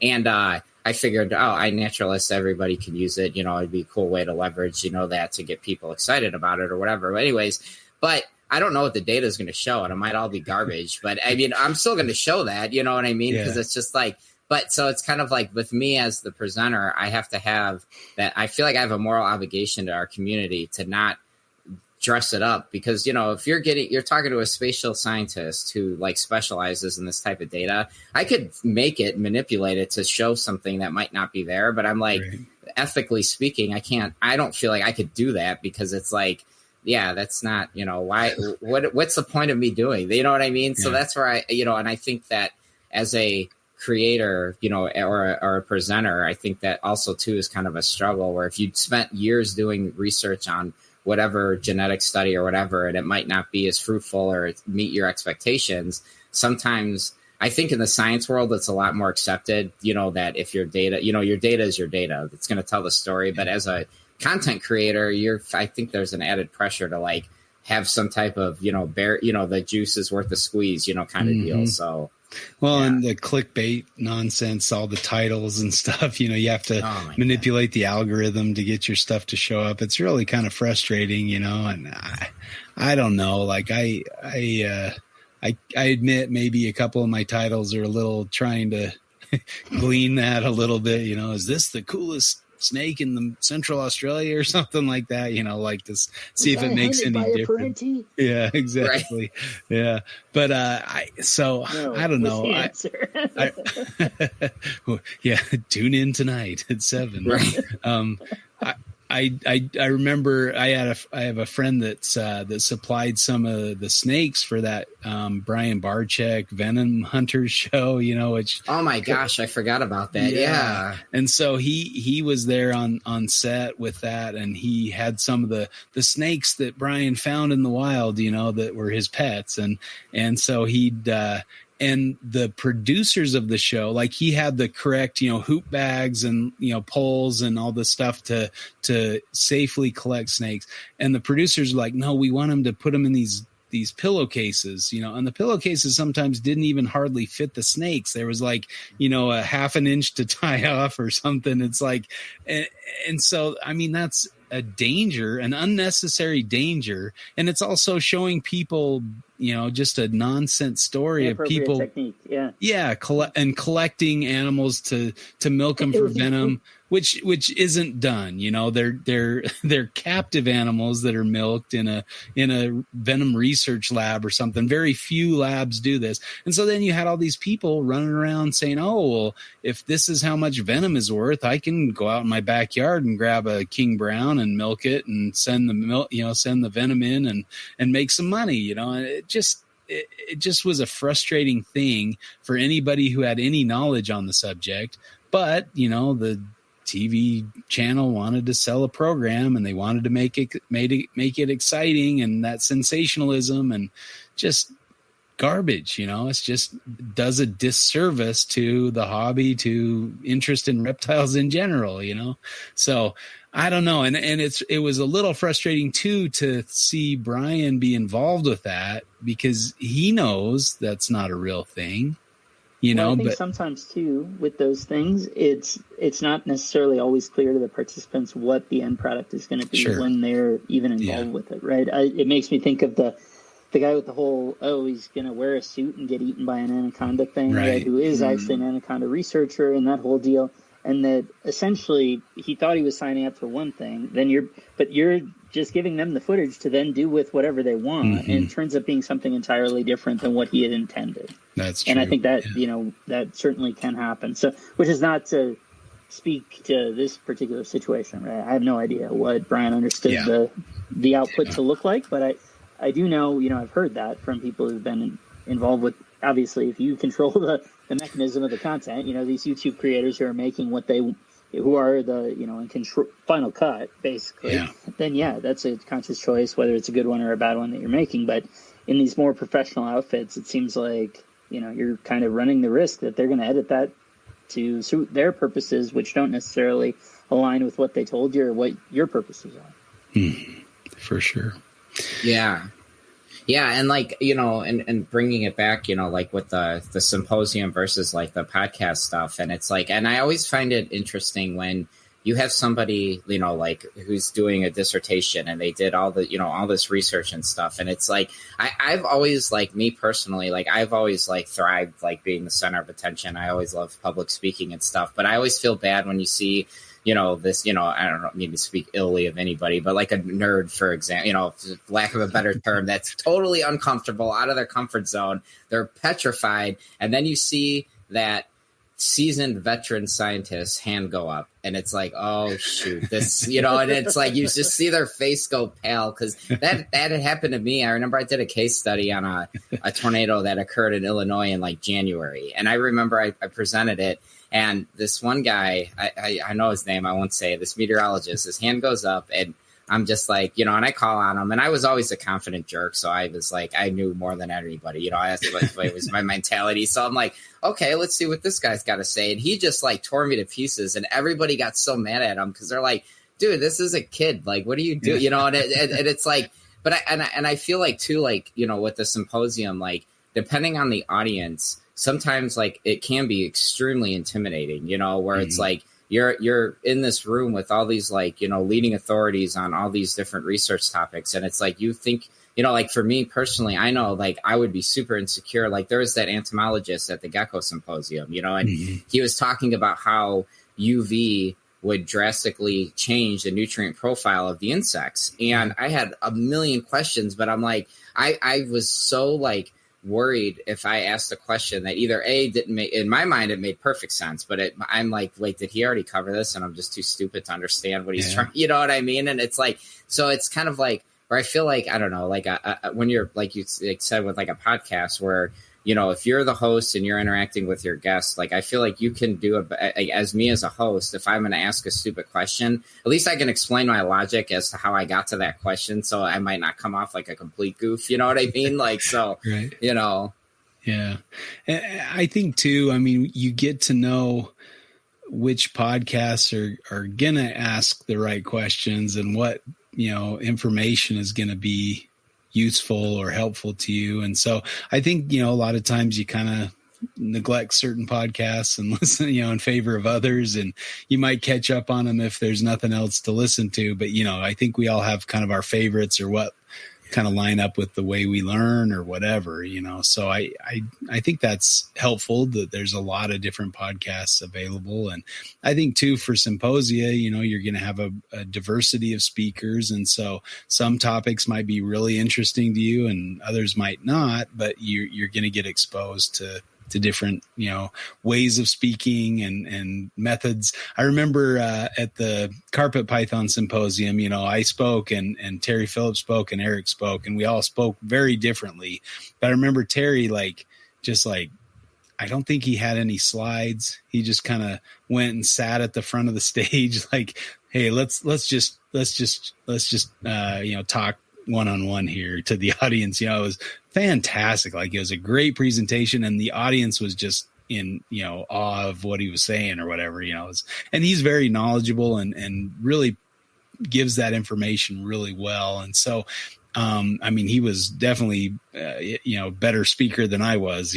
People were really excited to hear what he had to say. So it was cool to see that and to hear that and maybe thinking, oh man, I need to be more like that in my, same thing with Frank Colachico at the, not the previous Gecko Symposium, but the one before that. He was like the first one. Yeah. And he was the keynote speaker, I believe. Yeah. He kind of did the same thing. He had a ton of slides and was showing some amazing animals that I've never heard of, and like in these far off places, it was really cool. But he was kind of the same way. Like, look, listen, how much did you spend on that gecko? And, that's how you could have bought a plane ticket and gone and seen this animal in the wild, but instead you're just adding one more, animal to your, and no offense, like I like to keep animals as well, but it's also important to see them in the wild.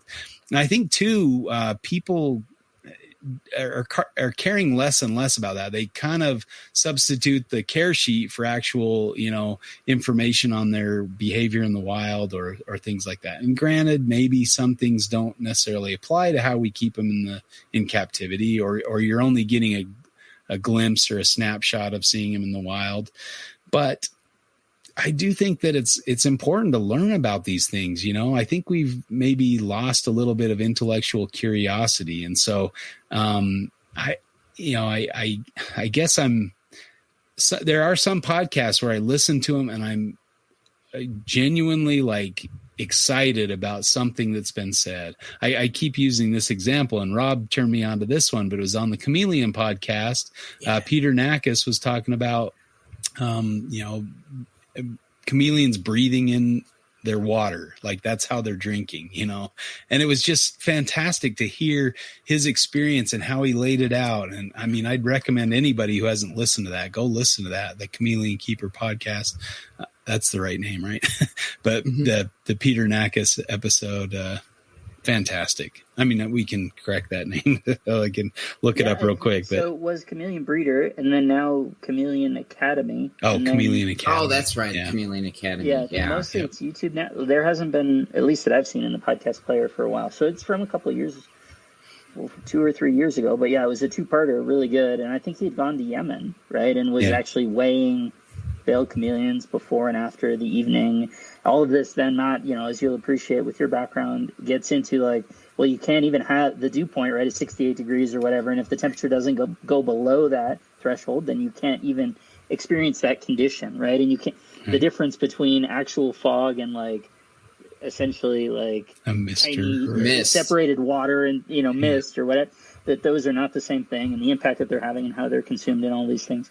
Yeah, goes great depth into it, and it's just sort of mind-blowing when we're, for the most part, right, people are afraid, just if you were to approach it in general, right, an average person at a reptile show, do you think it's acceptable to let your reptile experience temperatures below 68 degrees? For the most part, the answer is going to be no, which means you're staying above this threshold where that could even happen, right? And it's just kind of wild that, well, this is the integral thing to their system, but because of the historical limitations or how we, again, so the complexity of natural systems exceeds our capacity to understand them. That's fundamentally my, what's my life motto is essentially that I don't have the capacity to understand the subtleties and complexities of natural systems.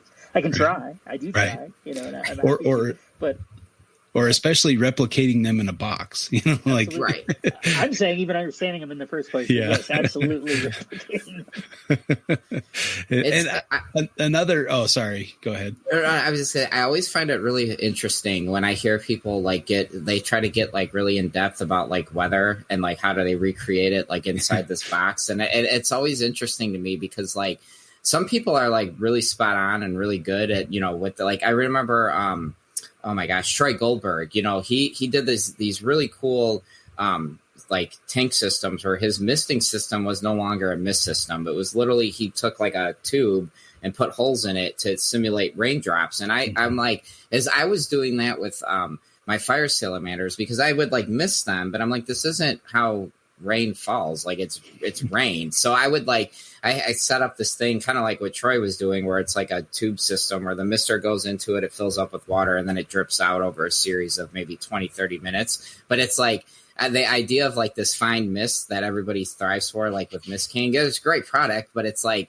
that idea of like it not, it's like if you're trying to strive for natural keeping, then go natural keeping, the fine little mist droplets, that's not 95, unless they're like on an ocean with sea mist getting, sprayed up. Like, I don't think they're waterfall, some rock mountain stream species or something that's getting hit with waterfall spray or something. And I have been rained on like that, where it's tiny droplets that are kind of like more of a mist rather than a true rain. But yeah, I think depending on where your animal's from, if it's a fog or if it's a mist or if it's raindrops, I think all those things kind of play into it. It could be all of the above or none of the above or some of the above, it just depends. And I think too, like, sometimes we overcomplicate it, knowing so much. And I loved Terry Phillips' thoughts on this too, where he said, it snows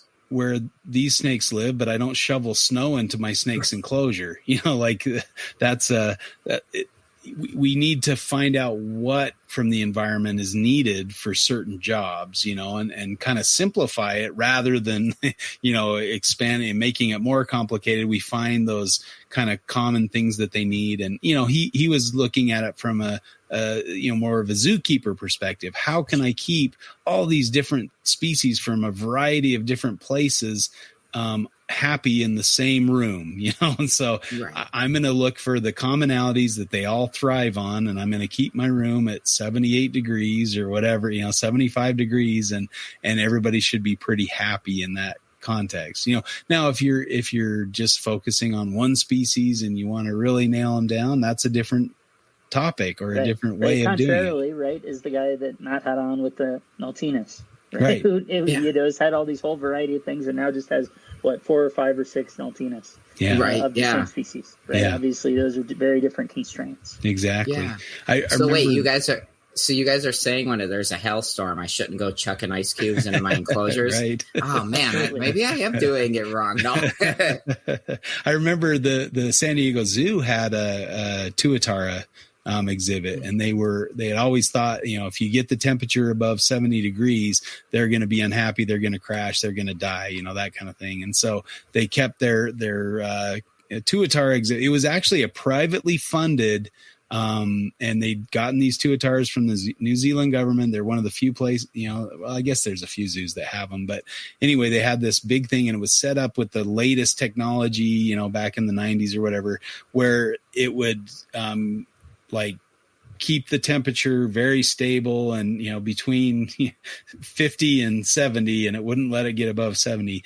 And then they went and saw them in the wild, and they saw them basking, and the temperature was not 70 degrees. It was more like 95 or something, on this day. And so they went back and they changed it where they updated their controls where it actually set the temperature to be the exact same as it was in New Zealand. And if it was a sunny day, they had these little louvers on their ceiling that would open up and allow sunlight in.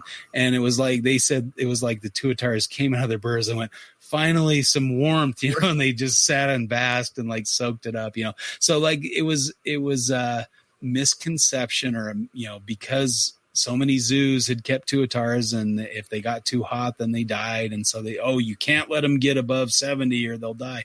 That's not true. If you keep them at 85 their entire life, they might crash, kind of like, diamond python syndrome or whatever. You don't keep a diamond python like you keep other carpet pythons, because they'll die very quickly, within a few years, rather than living out their 30, 40-year lifespan type thing. So does that mean a diamond python can never get above 70? No, it means you can't keep them at 85 constant all year round, or that's not good for them. They're going to speed up their metabolism and burn out, basically. So, same thing for a tuatara, but they will bask sometimes, and they benefit from that natural sunlight coming in. So, they learn that, and now the tuataras are doing fantastically well. And, we got to see them out there basking a little bit in the dappled light, and even got to, check them out a little closer. So that was pretty sweet. But yeah, so I think, those kind of things. And, we there was a talk at Herpeton by a zookeeper there at the San Diego Zoo. Really cool guy. Gosh, now his name's not going to come to me because I'm going to talk about him, but talked about Parviacula, the Ethiopian mountain vipers that bit us. Really cool snakes, really beautiful snakes, but not a lot is known about them. But they were able to reproduce them in captivity, and so they were trying to go to Ethiopia, find some, figure out what kind of conditions they're active in and stuff like that. So it was really interesting talk, and hearing about the things they learned, or through their field studies, or partnering with people in Ethiopia that were studying them in the wild and stuff. So really cool stuff. But yeah, I don't know. Yeah. Well, I was gonna, to that point, I always get reminded of Brett Baldwin, when I first got, that's his name.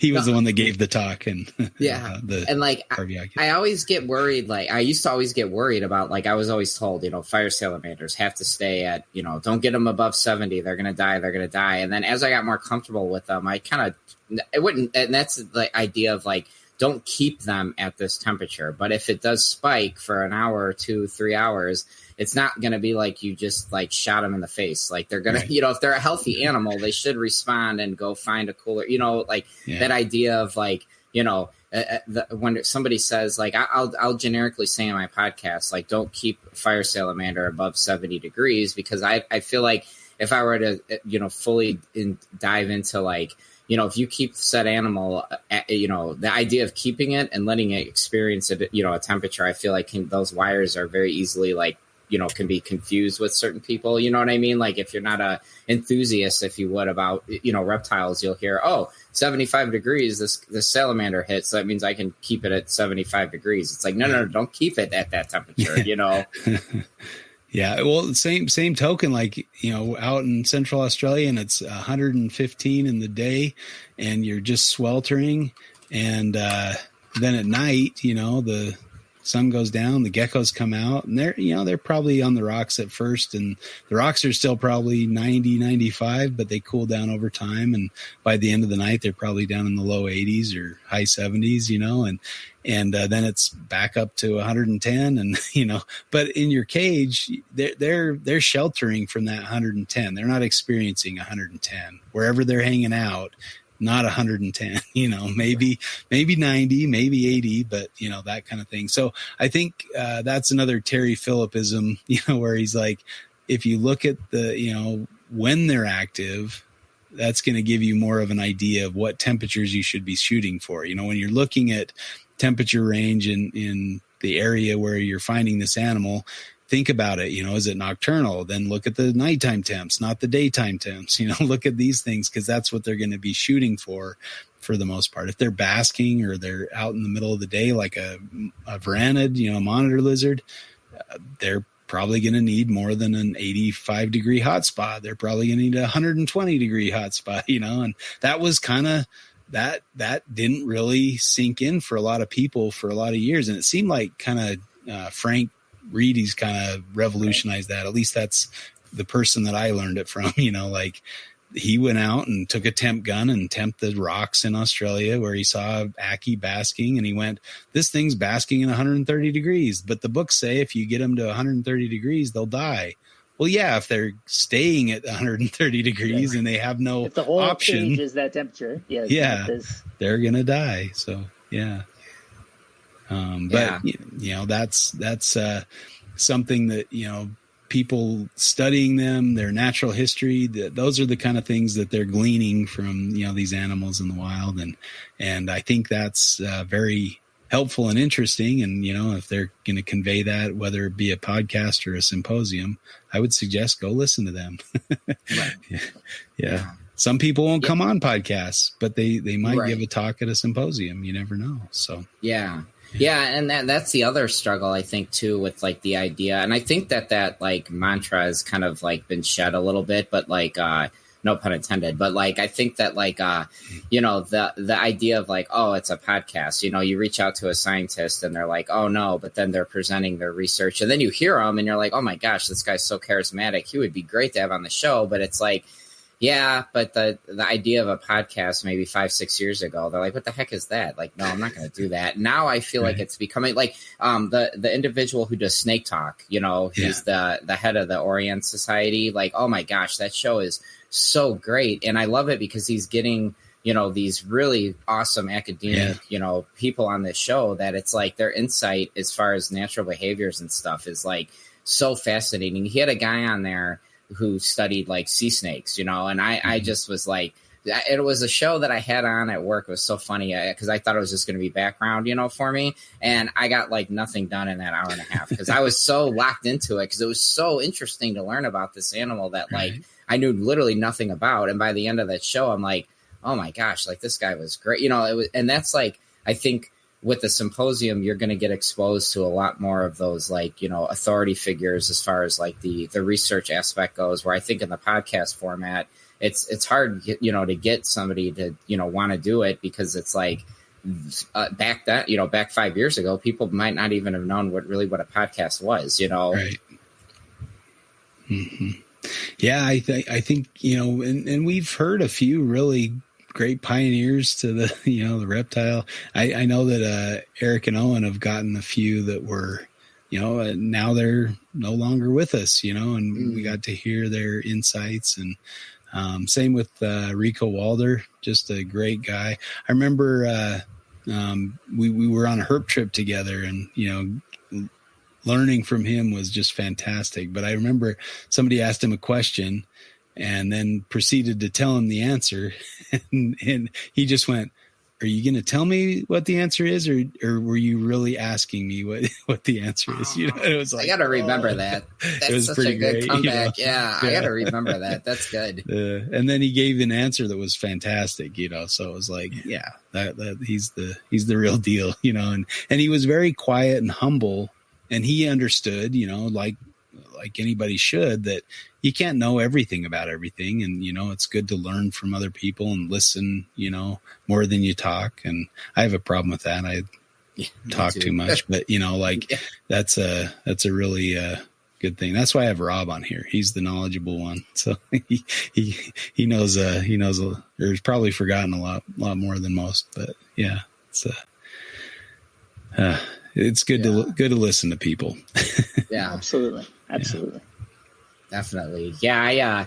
I don't know. I echo that big time, because it's like, you get, like, with me, I'll get so excited sometimes about talking about whatever it is. And then it's just like, I have to constantly remind myself, like, Matt, shut up. Like, and I always like tell myself too, where it's like, okay, if I find myself wanting to over talk my guests like too much, then I know it's time to do like a solo episode, where then I'll elaborate more on my thoughts. Because I also feel like, with the symposium, it's great because you don't have that, you might like, and it's not to pick on any podcast, but you might have a podcast host who's a little bit too enthusiastic, who's over talking their guests, where it's like, I'm tuning in to hear your guests, not you. And it's like, if you really have like, you really want to get like your points and stuff across, like you have your show, like just do a solo episode and fill us all in on those thoughts and stuff. But at the time, I feel like, if you got this person on who's, taking time out of their busy schedules to join you, it's like, let them,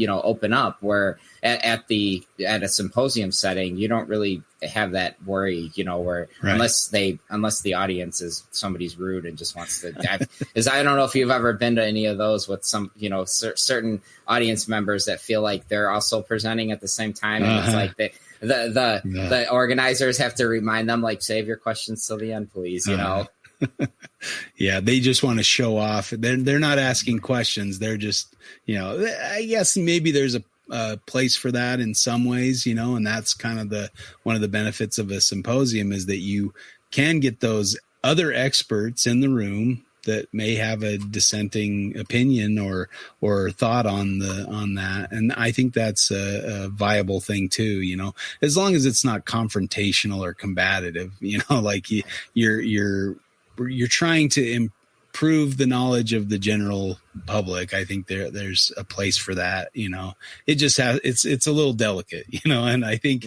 it's probably best saved for later on, talking with people individually that are interested in that subject or something. I don't know. It's a fine line and kind of a tricky thing, because sometimes you do get those egos with experts in the field, like where they're spurting their little X around. But anyway, that I think that's something you have to be wary of, I guess, if you're in attendance or if you're going to make a comment. Don't be a jerk about it, but also it's good to help others understand there are other ways of seeing data or an answer to a question or something like that. Right. Like, one thing that they always say, like to us in AA, it's always funny, where it's like, okay, do I need to say this? Does it need to be said? And does it need to be said now? And most of the time it's usually no, and no, and it's so funny where like, I put that into like, I try to incorporate, all these steps and all this stuff in my program into like just my every aspect of life, where it's like, I noticed that it's so much more easier to communicate with people if it's hard. But if you put your ego aside, you don't get subsumed in this like constant, like, I need to tell everybody this, I need to tell, and it's just like, well, just let it's like we listen to you talk every week. So it's like the audience knows you're smart. The audience knows your stuff. So it's like, just let the guest, kind of, and to give Adam with Expert and Idiot, like his show is like, he's so good at doing that where he'll like, he'll ask this question and he's so good at like getting the guests, I remember listening to, I think it was Nick Mutton, and it was like 3 or 4 hours long. And I'm just like, this is, because Nick is, I think a lot, like he gets excited and he's very opinionated, and I got to get him on my show, because I would just love to just like give him a coffee with as much caffeine as possible and just say, go, what pissed you off today, Nick? And just let him go. Cause he's, but it's like, but that's like the, and I feel like there's the challenge where as a host, you want to contribute to the banter back and forth, but I feel like it's, for me, it's my responsibility not to take the spotlight away, because if I feel like I need to do that, then it's time for me to do a solo show and let my guests really shine and let them. And plus it's also too, I try to like get my I want my guest's personality to come out. And if I don't shut up, it's never going to come out. Right. Yeah. That's sometimes a hard to learn lesson. And yeah, I've gone on a couple podcasts where I've just been talked over, and it's like, you almost don't want to say anything, even with a guest from time to time, where they just kind of like hijack and take it to where they want it. And you try to bring it back to the topic, or the questions at hand. And yeah, they just derail again. But it's a tricky balance for sure. Especially as a podcast host.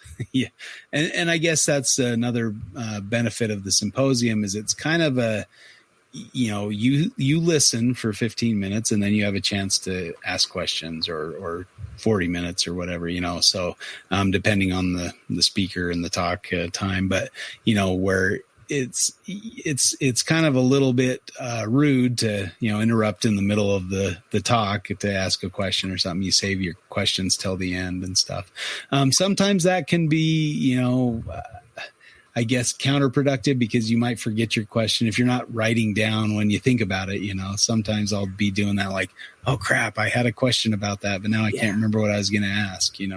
So I guess as an attendee to a symposium, make sure that you're coming prepared, you're writing down your thoughts or questions, and then, you might have the choice of, you might have 50 questions, but tone it down, at least for the symposium part of it, ask one, your most driving or exciting question, and then save the rest for later on, when you can get them one-on-one or something. Yeah, definitely. Yeah, for sure. Yeah. I it's like almost like the proper symposium etiquette, right. Like I noticed that the old grizzled like scientists tend to not just care at all. And it's just like, I mean, I remember that Chuck Doswell was so funny, because he always, I love this mantra where he's like, life is too short. Don't take yourself too serious. So he would go to these like world-renowned meteorological like events, and he'd show up with his suspenders, jeans, and a cowboy hat, and it's just like, well, that's just Chuck, but like he would be the guy that in the middle of the talk, if he didn't agree with something, he would stop the whole show, and voice his opinion. And it's just like, oh, Chuck, like everybody here, we respect you so much, like we know your stuff, but like let the new PhD guy like at least let him finish his thought before, and it's like, but at that point it's like, but sometimes it makes it interesting as an attendee just watching the show. It's like, go get my popcorn. This is going to be fun, Yeah. As an organizer, I was the program chair for a number of years for one of the virology conferences.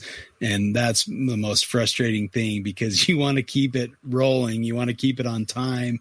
And if somebody's going to interrupt in the middle and spend 5 minutes, kind of changing the subject or whatever, however you want to put it, putting in a dissenting opinion, then that can mess up the whole program. Or somebody takes 30 minutes when they've been allotted 15 minutes. It just drives you nuts. You're just like, I need one of those, the crooks to grab them by the neck and pull them off the stage kind of thing. Because like some people just think they're a little better or more exciting than everybody else thinks. That can be frustrating. And, I guess that's the downside of a symposium. And I think that was one thing that really pissed me off at the Herpaton, was one of the speakers just went way, way too long, and it was not that gripping, it was some interesting stuff, but it's like, then Alan Rapace didn't give his Agurnia talk, which was one of the main reasons I wanted to go, and hear his talk on a gurney. He did give it, but it was very truncated and didn't have as much information. And so I was very frustrated by that. So, do yourself a favor, stick to your time. If you're a speaker at a symposium, if you're an attendee, don't interrupt, talk offline. If you're going to, want to fight with somebody, do it on your own time and not on the symposium time. But and I always notice it's always on like an obscure definition where, a lot of the times it's like, okay, like, come on, like, know the point they're making. You're just trying to show off. You're dude, put your ego aside, like chill out, right. It's not your turn to shine. Just right. Yeah. Some people don't take the hint either. You don't give them a speaking, you don't have them in the program to speak, and they're just like, well, they're just, they don't care about my stuff. Or you're like, no, it's because you don't know when to shut up and how to stick to your time slot. Right. Yeah. Oh, that's funny. Yeah. That's what I hope. It's funny as I put together this PowerPoint, I'm just like, as I'm doing it, I'm like, okay, like I know like what do they usually tell you, like double the slides for the time allotted, so, because people tend to talk fast. But like I learned very hard at one talk that I gave where it was like I did that and I was like halfway through my presentation, but my time was up and I'm like, oh boy, like I don't, because and I'm like, oh boy, I screwed this one up, and I think that's kind of why, like when this initial topic came to mind, I was like, oh, wow. And I started thinking back when I would present stuff with meteorological research and everything. And I'm like, oh, my gosh, I remember doing, and all this stuff. And I'm like, yeah, the truncated time kind of sucks. But then at the same time, but Justin, you made a really good point where you're like, well, yeah, but if you're concise and you're not, a goof that's going to want to just hear themselves talk for an hour, then you shouldn't have a problem getting your initial topic across, Right. It's always good to be reminded of that sometimes, as I overtalk everybody. So. No, especially when you have an allotted, you have a time where you're the whole thing, for 15 minutes or whatever, or 20 minutes, you're the only one talking, but I do think it is useful if you can go longer, at the Herpeton again, I gave a talk on Antaresia and one of the speakers just didn't show up. And so Alan's like, can you go a little longer? So I went over my time, but then I think it turned out that they showed up or something late. And so they had to, rearrange the schedule. And so I didn't need to end up talking so long, but it is what it is. I was trying to help out. I hope people didn't think I was just ignoring the time frame, but yeah. Right. Yeah, definitely. I don't know. I look forward to it. It's going to be a lot of fun for sure. Yeah. I wish I could make it out. That'd be cool. I need to attend one of these days. And, I think us supporting those kind of things and having both options is always better than just having one, having one disappear. And, so I would encourage everybody to, especially if it's local and easy to go to, attend a symposium and check them out, see what you think. I get a little worried that we're losing that intellectual curiosity, and we need to do better with that. So yeah. Well, yeah, and I think too, like I think our community, as far as like herp peepers go, I think there's been so much emphasis on the monetary value of animals that the science side has been so lost, and it's so unfortunate because like I'll hear podcasts where it's so business orientated, where it's like, and I get that part is very important in our community, like we need that obviously, but at the same time it's like, I don't know, for me personally, now I'm just being selfish, but it's like I don't need to know about marketing your animal to morph on Morph Market or Palm Streets or whatever the new thing is, because it's like, I don't know, I like to think that I never care about the money side from any of the animals I keep. I mean, I like more of the non-common stuff, but it has nothing to do with the financial gains from it. It's like, I'm like pulling my leg trying to figure out how I can figure out how to keep all my fire salamanders. I know it's completely ridiculous for me to keep 30 of them, but I want to keep them all. And if I had the room, I definitely would, but it's like, but at the same time, I'm like, I feel like the emphasis from like the knowledge and just the general like natural behaviors and stuff of the animals, I feel like it's been so much like, overwhelmingly like consumed by the monetary aspect. And so many people bring it back to, well, how much are these worth? How much are these worth? And yeah, that's important to an extent, but like, I don't know. I don't really want to hear that when I'm listening to a podcast, if that makes sense, Yeah. I think here's kind of a challenge, for anybody listening or, ourselves included. If you can't give a 15-minute focused talk on a species that you keep, I think everybody should be able to give a symposium talk on something they keep because they know about it enough, or they've learned about it, at least, researching the animal before you get it, doing your research, knowing the animal. I think that should be kind of a requirement for anybody keeping an animal.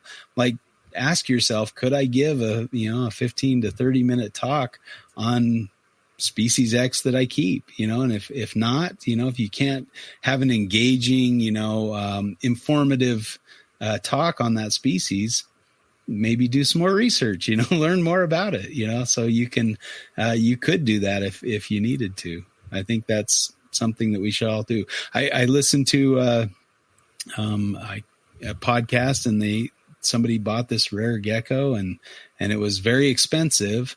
And they were asking about them, like, where do they come from? Oh, I think they're from this area. They got it wrong and didn't know where the thing came from. I'm like, oh my gosh, you spent, $5,000 on an animal and you don't know where it comes from. Like, that's kind of sad. Let's do better. Let's learn about these things, especially before we buy them. And, you can follow a care sheet, but I think you're going to be more rewarded by learning about what they do in the wild, what they, those kind of things. Be curious, be excited about the natural history of them. Cause that's, I don't know, at least in my own opinion, that's where the excitement comes, is how these things have lived in the wild and, been on Earth for millions of years or whatever. It's kind of exciting and cool. Like, I don't know, get into it. If you're keeping something in a box, learn about it in the wild too. Yeah. Why not? Well, yeah. And I think that's like a big, like, for me, I feel like that the more of my friends that I interact with, who keep animals and stuff, that idea has been so lost, where it's just like, I got to get a pair and I got to breed them. If I don't breed them, I don't know what I'm doing. And I'm like, right. Well, that's, like, look at Boland's pythons. For years, these things that people have been struggling so much. They've been able to keep them alive. And like that in itself is an achievement, and it's like, you can get them to a wild caught juvenile to reach adulthood. Like, I think that's a win. Like, that's really cool. Like, that's really impressive. And it's like, okay, just because the individual might not have been successful breeding yet doesn't mean that their knowledge of keeping and being able to successfully keep the animal alive, for all, collective terms or whatever. It's like, that's important knowledge, and it's like, we're going to dismiss somebody because they just, haven't crossed that, they haven't connected, like Rob would say, the cosmic octopus, they haven't wrangled in those tentacles yet to the breeding side. But I mean, I can't tell you, when I was in the 90s, there were so many new animals, coming in, that it's like, where do you even begin to like learn that stuff? And it's like, you go back to, remember the Encyclopedia Britannicas, those huge collections. And it's like, I remember as a kid just praying to God that this, even if it's not the species, just the genus or the family was like covered in one of these encyclopedias. Cause if it wasn't there, this is really before internet came prevalent. So I'm using like a card catalog, digging through, all these random books, and it's like hoping to find a paragraph on whatever random, animal it is. And it's like, so I think that like the idea of just constantly people thinking that the mark of success is like just achieving breeder status is like, yeah, it's cool and it's important, but like there's still a lot of knowledge that got you to being able to breed that is beneficial to everybody, Yeah. Yeah. And I think understanding a wide range of species can help you with, your specific animal too. Sometimes not, and so, sometimes maybe we just haven't cracked the code, or maybe there's some animals that just aren't going to do well in a box. We just have to leave them to the wild. So, yeah. It's always fascinating to me, like when animal nutrition comes up. And I think that's like one of the things that I always look forward to at these symposiums and stuff is like when that entomologist was there at the Gecko Symposium, I was like so excited to just hear this guy talk because like, I'll be the first to admit, I don't know enough about reptile nutrition. Like I know that it's good to vary their diets, but like, you know, the whole, what is it? Is it the magnesium to calcium, you know, ratio and all that kind of stuff? Like when I was first learning about it, I'm just like, oh my God, that's a thing. Like what is, you know, and it's just like, you sit there and you start to really dive into like all these little nuances of our, you know, community. And it's like, I don't know. It's so, that's, I think though, why it draws me to it, because like, if you're really passionate and you truly have like a love for the animal, you know, all of this stuff, I feel like you should want to know it. You know, why, you know, like how cool is it to know that this, you know, if I feed my monitor too many dubia roaches, it's going to develop gout. Like people get gout. Like that's, you know what I mean? Like this animal can still have the same problem with his gout, like a lactic acid buildup or something like that, or whatever it is. Like, I shouldn't even pretend like I know, but like gout, you know, is like, you know, it's the all these different like little things that, you know, I feel like if you love your animals and you're not even love, but if you're passionate about them, it's like, yeah, like, you know, push the boundaries, learn something new. And, you know, and at the end of the day, it's fun. Like for me anyway, it's so much fun to learn stuff that like carotenoids, the heck are carotenoids. Now I'm like, I can't get enough of learning about these things, you know? Right. Yeah. You know, it's a bit of a two-edged sword. I've seen some people that are overstating like our knowledge on these things, you know, like the gut microbiome is a great example of that, where, you know, we are just scratching the surface. I mean, our bodies are more bacterial cells than human cells. So, you know, are we really human? Or are we bacteria with a human shell? But, you know, those kind of things are so complex, and the gut microbiome, you know, influences so many aspects of health, and it's the same for our animals, you know, and sometimes there's simplistic views on, oh, you just gotta, you know, take this tablet or take this probiotic and you're good. You know, it's like, it's such a complex system. Sometimes taking the probiotic doesn't do a dang thing because your gut microflora is already established, you know, unless you kill it with a bunch of, you know, antibiotics, then you're probably not going to even make an impact on your gut microbiome by taking probiotics. So, you know, our understanding is very at the beginning. And so to make these overarching claims that, oh, just give your, you know, lizard this yogurt or whatever. And, you know, we don't even know if the same kind of bacteria are even able to colonize a lizard gut or whatever. So.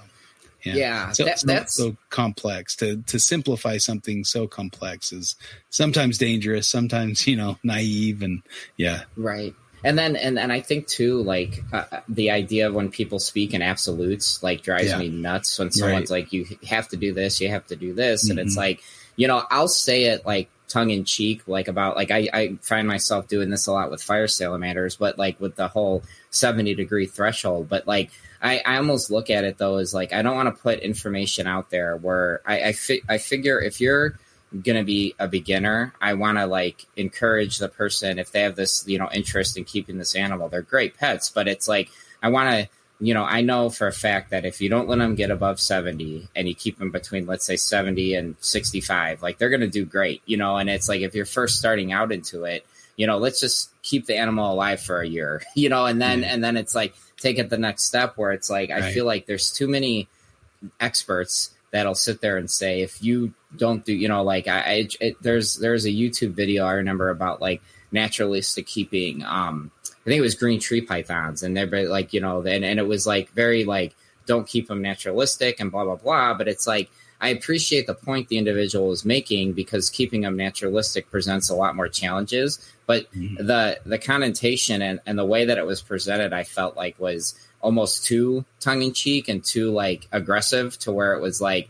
wow, like I don't think I would even attempt to try to keep a green tree python naturalistic, because it sounds like I'm literally going to kill it if I attempt to. But it's like, no, it's not. You know, it's because there's different, you know, things that need to be met in order to achieve its success in captivity before, you know, instead of just keeping it in a bin with water at the bottom or whatever. So I like you said, it's a double-edged sword where, like, you know, you overcomplicate it or you oversimplify it, you know, and it's always, I don't know, it's a can of worms that you can just, you know, you could dive down deeper and deeper. But that's what's great with, you know, the symposium and the podcast formats, because you can do all of that, you know.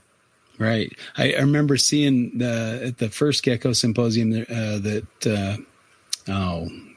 anyway, where they had this kid present, and he had done a study with some ciliatus, some of the crested geckos or leachianus, one of the two, like doing a dietary study or, doing some growth study or something. It was really interesting. And it was like nice going, like to really almost, I think a lot of people just like the security of a care sheet, like this is how it's been done. This is what's worked. And so I'm just going to follow this and not deviate from it or look at anything else, and then they get in that attitude of like, oh, this is what you have to do to keep them successfully. And, we could improve or we could learn more, but if you're not willing to take a risk or try something or think about new things or options, like maybe if we give the tuataras some sunlight, that'll be good for them, like those kind of things. You're so scared of, your precious pet, having anything, other than optimal things happen to it, then sometimes we can kind of kill them with kindness too, where, yeah, they might get gout or they might get, overweight and not be good breeders or not be good captives or die early because, those kind of things. So, yeah, I don't know. I think that's another benefit of the symposia is that you have people that are researching and doing studies, controlled studies where they have a control group that's getting the normal care. And then they're having a test group where they can compare some, output. And so we can learn and develop and grow from those talks. And so, again, maybe you're not going to get those guys to come on a podcast or those ladies to come on a podcast, and it's not going to be shared, so yeah, that's the trick, I guess, is to, if you expose yourself to both, you're probably going to be in better shape. Yeah. And like, the little sneak peek of like, well, what I would like to do my talk is going to go on. It's like, from the herpetoculturalist, like, the importance of like taking measurements and recording data, like at that moment in time, you might think to yourself, is this really useful? Why am I doing this? But you never know. 5 years from now, 6 years from now, 2 months from now, some scientists might say, oh, I really wish somebody recorded this or whatever. And it's like, oh, hey, actually, and you can so, it might not be overnight, but you can get yourself into that community, open that door up and say, hey, I'm capable of writing down temperatures, or I'm capable of measuring my animal, and it's like, I think the idea of like certain scientists put this, like, I don't know, you want to like attitude on like, you have to be, higher educated and stuff like that, where does it help? Absolutely. But like, we're all very smart individuals that are completely capable of critical thinking. So it's like, as a keeper, if that's what, tickles your fancy, then by all means, write it all down, take out notes on all of it. And then it's cool because you compile data over years and you could do your own analytics on it and see trends and stuff like that. And next thing you know, you're like, hey, actually you have some useful information to give to the community, Yeah. No, my buddy Benson Morrill did his PhD thesis using data collected by the snakekeeper, the Sutherlands, and they shared that data set with him, and he was able to do a bunch of different analyses of, long-term animal measurements and their offspring and how many eggs and all those kind of things, how much they were being fed, all that stuff. I mean, Colette Sutherland was very meticulous in her notes and yeah, Ben got a PhD thesis out of it, a dissertation out of it. So, published those data in a, scientific journal and all that kind of stuff. So pretty cool. That, I think those things are helpful in the long run. I think one of the findings was that you couldn't feed a ball python too much in captivity. Like they'll eat and grow and produce as many eggs as you can support, so kind of an interesting thing. Mm-hmm. Yeah. I mean, there's just so many doors that have yet to been open in our community. And I think it's like, I say this a lot, but it's such an exciting time to be involved in herpetoculture because of all of this technology that's getting more affordable and all of the, the people that are podcasts and symposiums, I think, are making stuff more aware and in the zeitgeist of our collective, being as a, a reptile keeper, where it's like, yeah, this information could be very beneficial down the road. So why not write it down? And who knows who knows whose paper or whose book it'll end up in, but it very well possibly could be. And then you can show all your friends and family, hey, look I was cited in this, and that's pretty cool. I think that's really, really cool, For sure. Yep. Well, have we hit on any other topics on, in favor of Symposia or a podcast, or we? No, I think we. I could talk for 6 hours, so I think I think we did a good job. And I don't know. I took away from this is that podcasts and symposiums are both very crucial and very good outlets to get knowledge out to people across all bases. Definitely. Yeah, definitely support both. I don't think podcasts are going away anytime soon. And, if you can get past number 6, I think you're doing pretty good. So, yeah, here we are in our, third year, maybe, I guess 4th year now. So, going along. So we're keeping it going. I remember when you and Chuck started the show. Yeah. And then Chuck had to step aside. And then when Rob came on to host it, I was just like, oh my gosh, replacing Chuck, I thought was I wonder who Justin's going to have. And then it's Rob's doing it. I'm like, oh, this is this is awesome. As great as Chuck was, I loved Chuck. He was great. And then it's oh, now Rob's on. This is, this whole format and the thing that you guys do is it's so refreshing because instead of listening to, all the other stuff that I do, it's nice to hear, this type of, information being put out there. It's really, really cool. I love the show, and it was I was very honored and is so excited to be on the show. You guys really made my whole week. It's been awesome. That's nice of you to say. Yeah, we love your show, and super great topic. And you've done awesome, man. Yeah. Thanks. Yeah. You're one of those, people to watch and see what you do, because you're going to do some amazing things. Yeah. Oh, thank you. That means a lot coming from you guys. It really does. Well, appreciate you coming on. Yeah. I kind of like to end the show with, any cool things you've seen in herpetoculture or herpetology in general, or podcasts you listened to lately, or, episodes that really hit you. So I think I think we touched base on the most, the thing that's been on my mind the most is with the space in between my fire salamander depositing larva. That still baffles me. I'm still curious to see how this, if she's even got any more in her. But as far as podcasts go, everybody on NPR or the NPR network is just awesome. You guys by far, Kluivert and Kluivert, is great. Owen and Eric and Owen, their Patreon, I love their, Moralia Minutes. Those two are at a point now where it's I like their shows when they don't have a guest, because I just love listening to those two.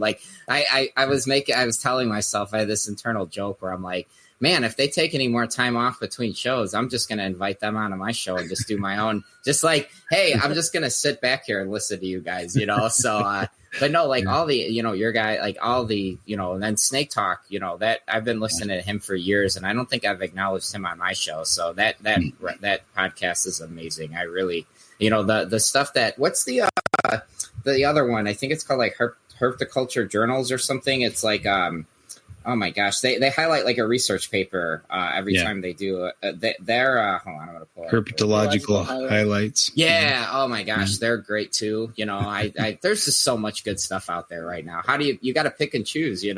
There's not enough hours in a day. Yeah, I was listening to Stephen Tillis. He was on The Expert and the Idiot recently, and we did a paper together on treating snake viruses, serpentoviruses, or nidoviruses, and that was really fun to be involved with. So I'm excited to hear kind of the next iteration of his research. And, our funds ran out, so we weren't able to do much more, but, hearing how he's taken that further and hearing some potential, benefits that we might see in the near future. Yeah, that's been exciting. So, looking forward to hearing more from him. But yeah, very cool. I'm not sure. I know that there were a few other things, but they've left my brain. So anything from you, Rob? Well, Aspen and I were listening to Matt's podcast with Frank when we were in Florida. Yeah. That was really good. As we were cruising around, we were listening to that. We also listened to Chris Aplin's show where he was talking with Nick and Ryan about the trip that he had led him on. So that was really good as well. I mean, there's a whole host of things, and obviously, right, we're getting into the season, especially in, the Americas and stuff, where people are posting all sorts of cool things. So, yeah, there's a ton out there. Yeah, I was researching, looking for rough scale pythons in the wild and how I want to approach that, or, what direction I want to come from or whatever, looking at Mitchell River Falls or the other, areas that you could look for them. And I was surprised that the Mitchell River Falls is closer to Kununurra than it is to Broome or whatever. Yeah.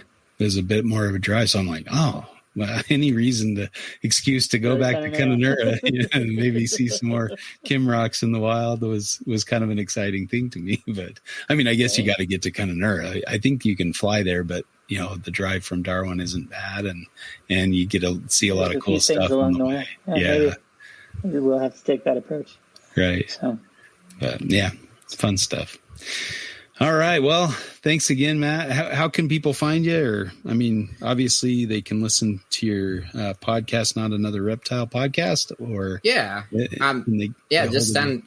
just pretty much on like Instagram. I don't know. I'm not really big into social media. So like, I mean, I'll respond to messages and stuff by all means. So, but as far as like, I don't know, Facebook is there, but I don't like, I'm on there. I go, my last name's Wojtowicz, but I use my middle name, Matt Wayne. I jokingly say Bruce Wayne's my uncle, but no, I wish, but no, I'm on Facebook. But like I said, I'm not like, I don't know, social media. Like I enjoy it. I like interacting with people, but like posting and stuff is just not my thing. So it's like, but yeah, if anybody's got any guests, that's the other thing too, is like, as I'm trying to get into more turtle stuff, I know nothing about turtles. So I'm really like wanting to learn a lot about turtles. So like I started out with Anthony Pierleone, and I feel like I set the bar too high, because now I'm like, okay, like I got to find other, turtle people. So if anybody's got any suggestions on turtle people, shoot me DMs, because I would love to have them on, I was just catching up on Ryan DeMoss's podcast, Let's Talk Turtles. Mm-hmm. You got to check that one out. Ryan he's fun to listen to, and he's got his co-host Tom is just as engaging. So they had a Ralph Till on there talking about his Kleinmanite project, or isn't that Egyptian so cool? Tortoises. Yeah. So I would encourage you to listen to those guys. Ryan's a great podcast guest. We've had him on a couple times, and we're going to have him on in the near future. So yeah, he's a really cool guy. So I would check that podcast out. All things turtles, and I'm kind of a closet Chelonian fan. So sweet. Yeah. I love to listen to it, at least if I can't keep any now. I maybe down the road, but I just love listening to it and hearing that stuff. So definitely. Yeah. I will make sure I note that. And they will be getting a DM from me, if not tomorrow, this weekend for sure. So that's cool. No, I appreciate that. Thank you.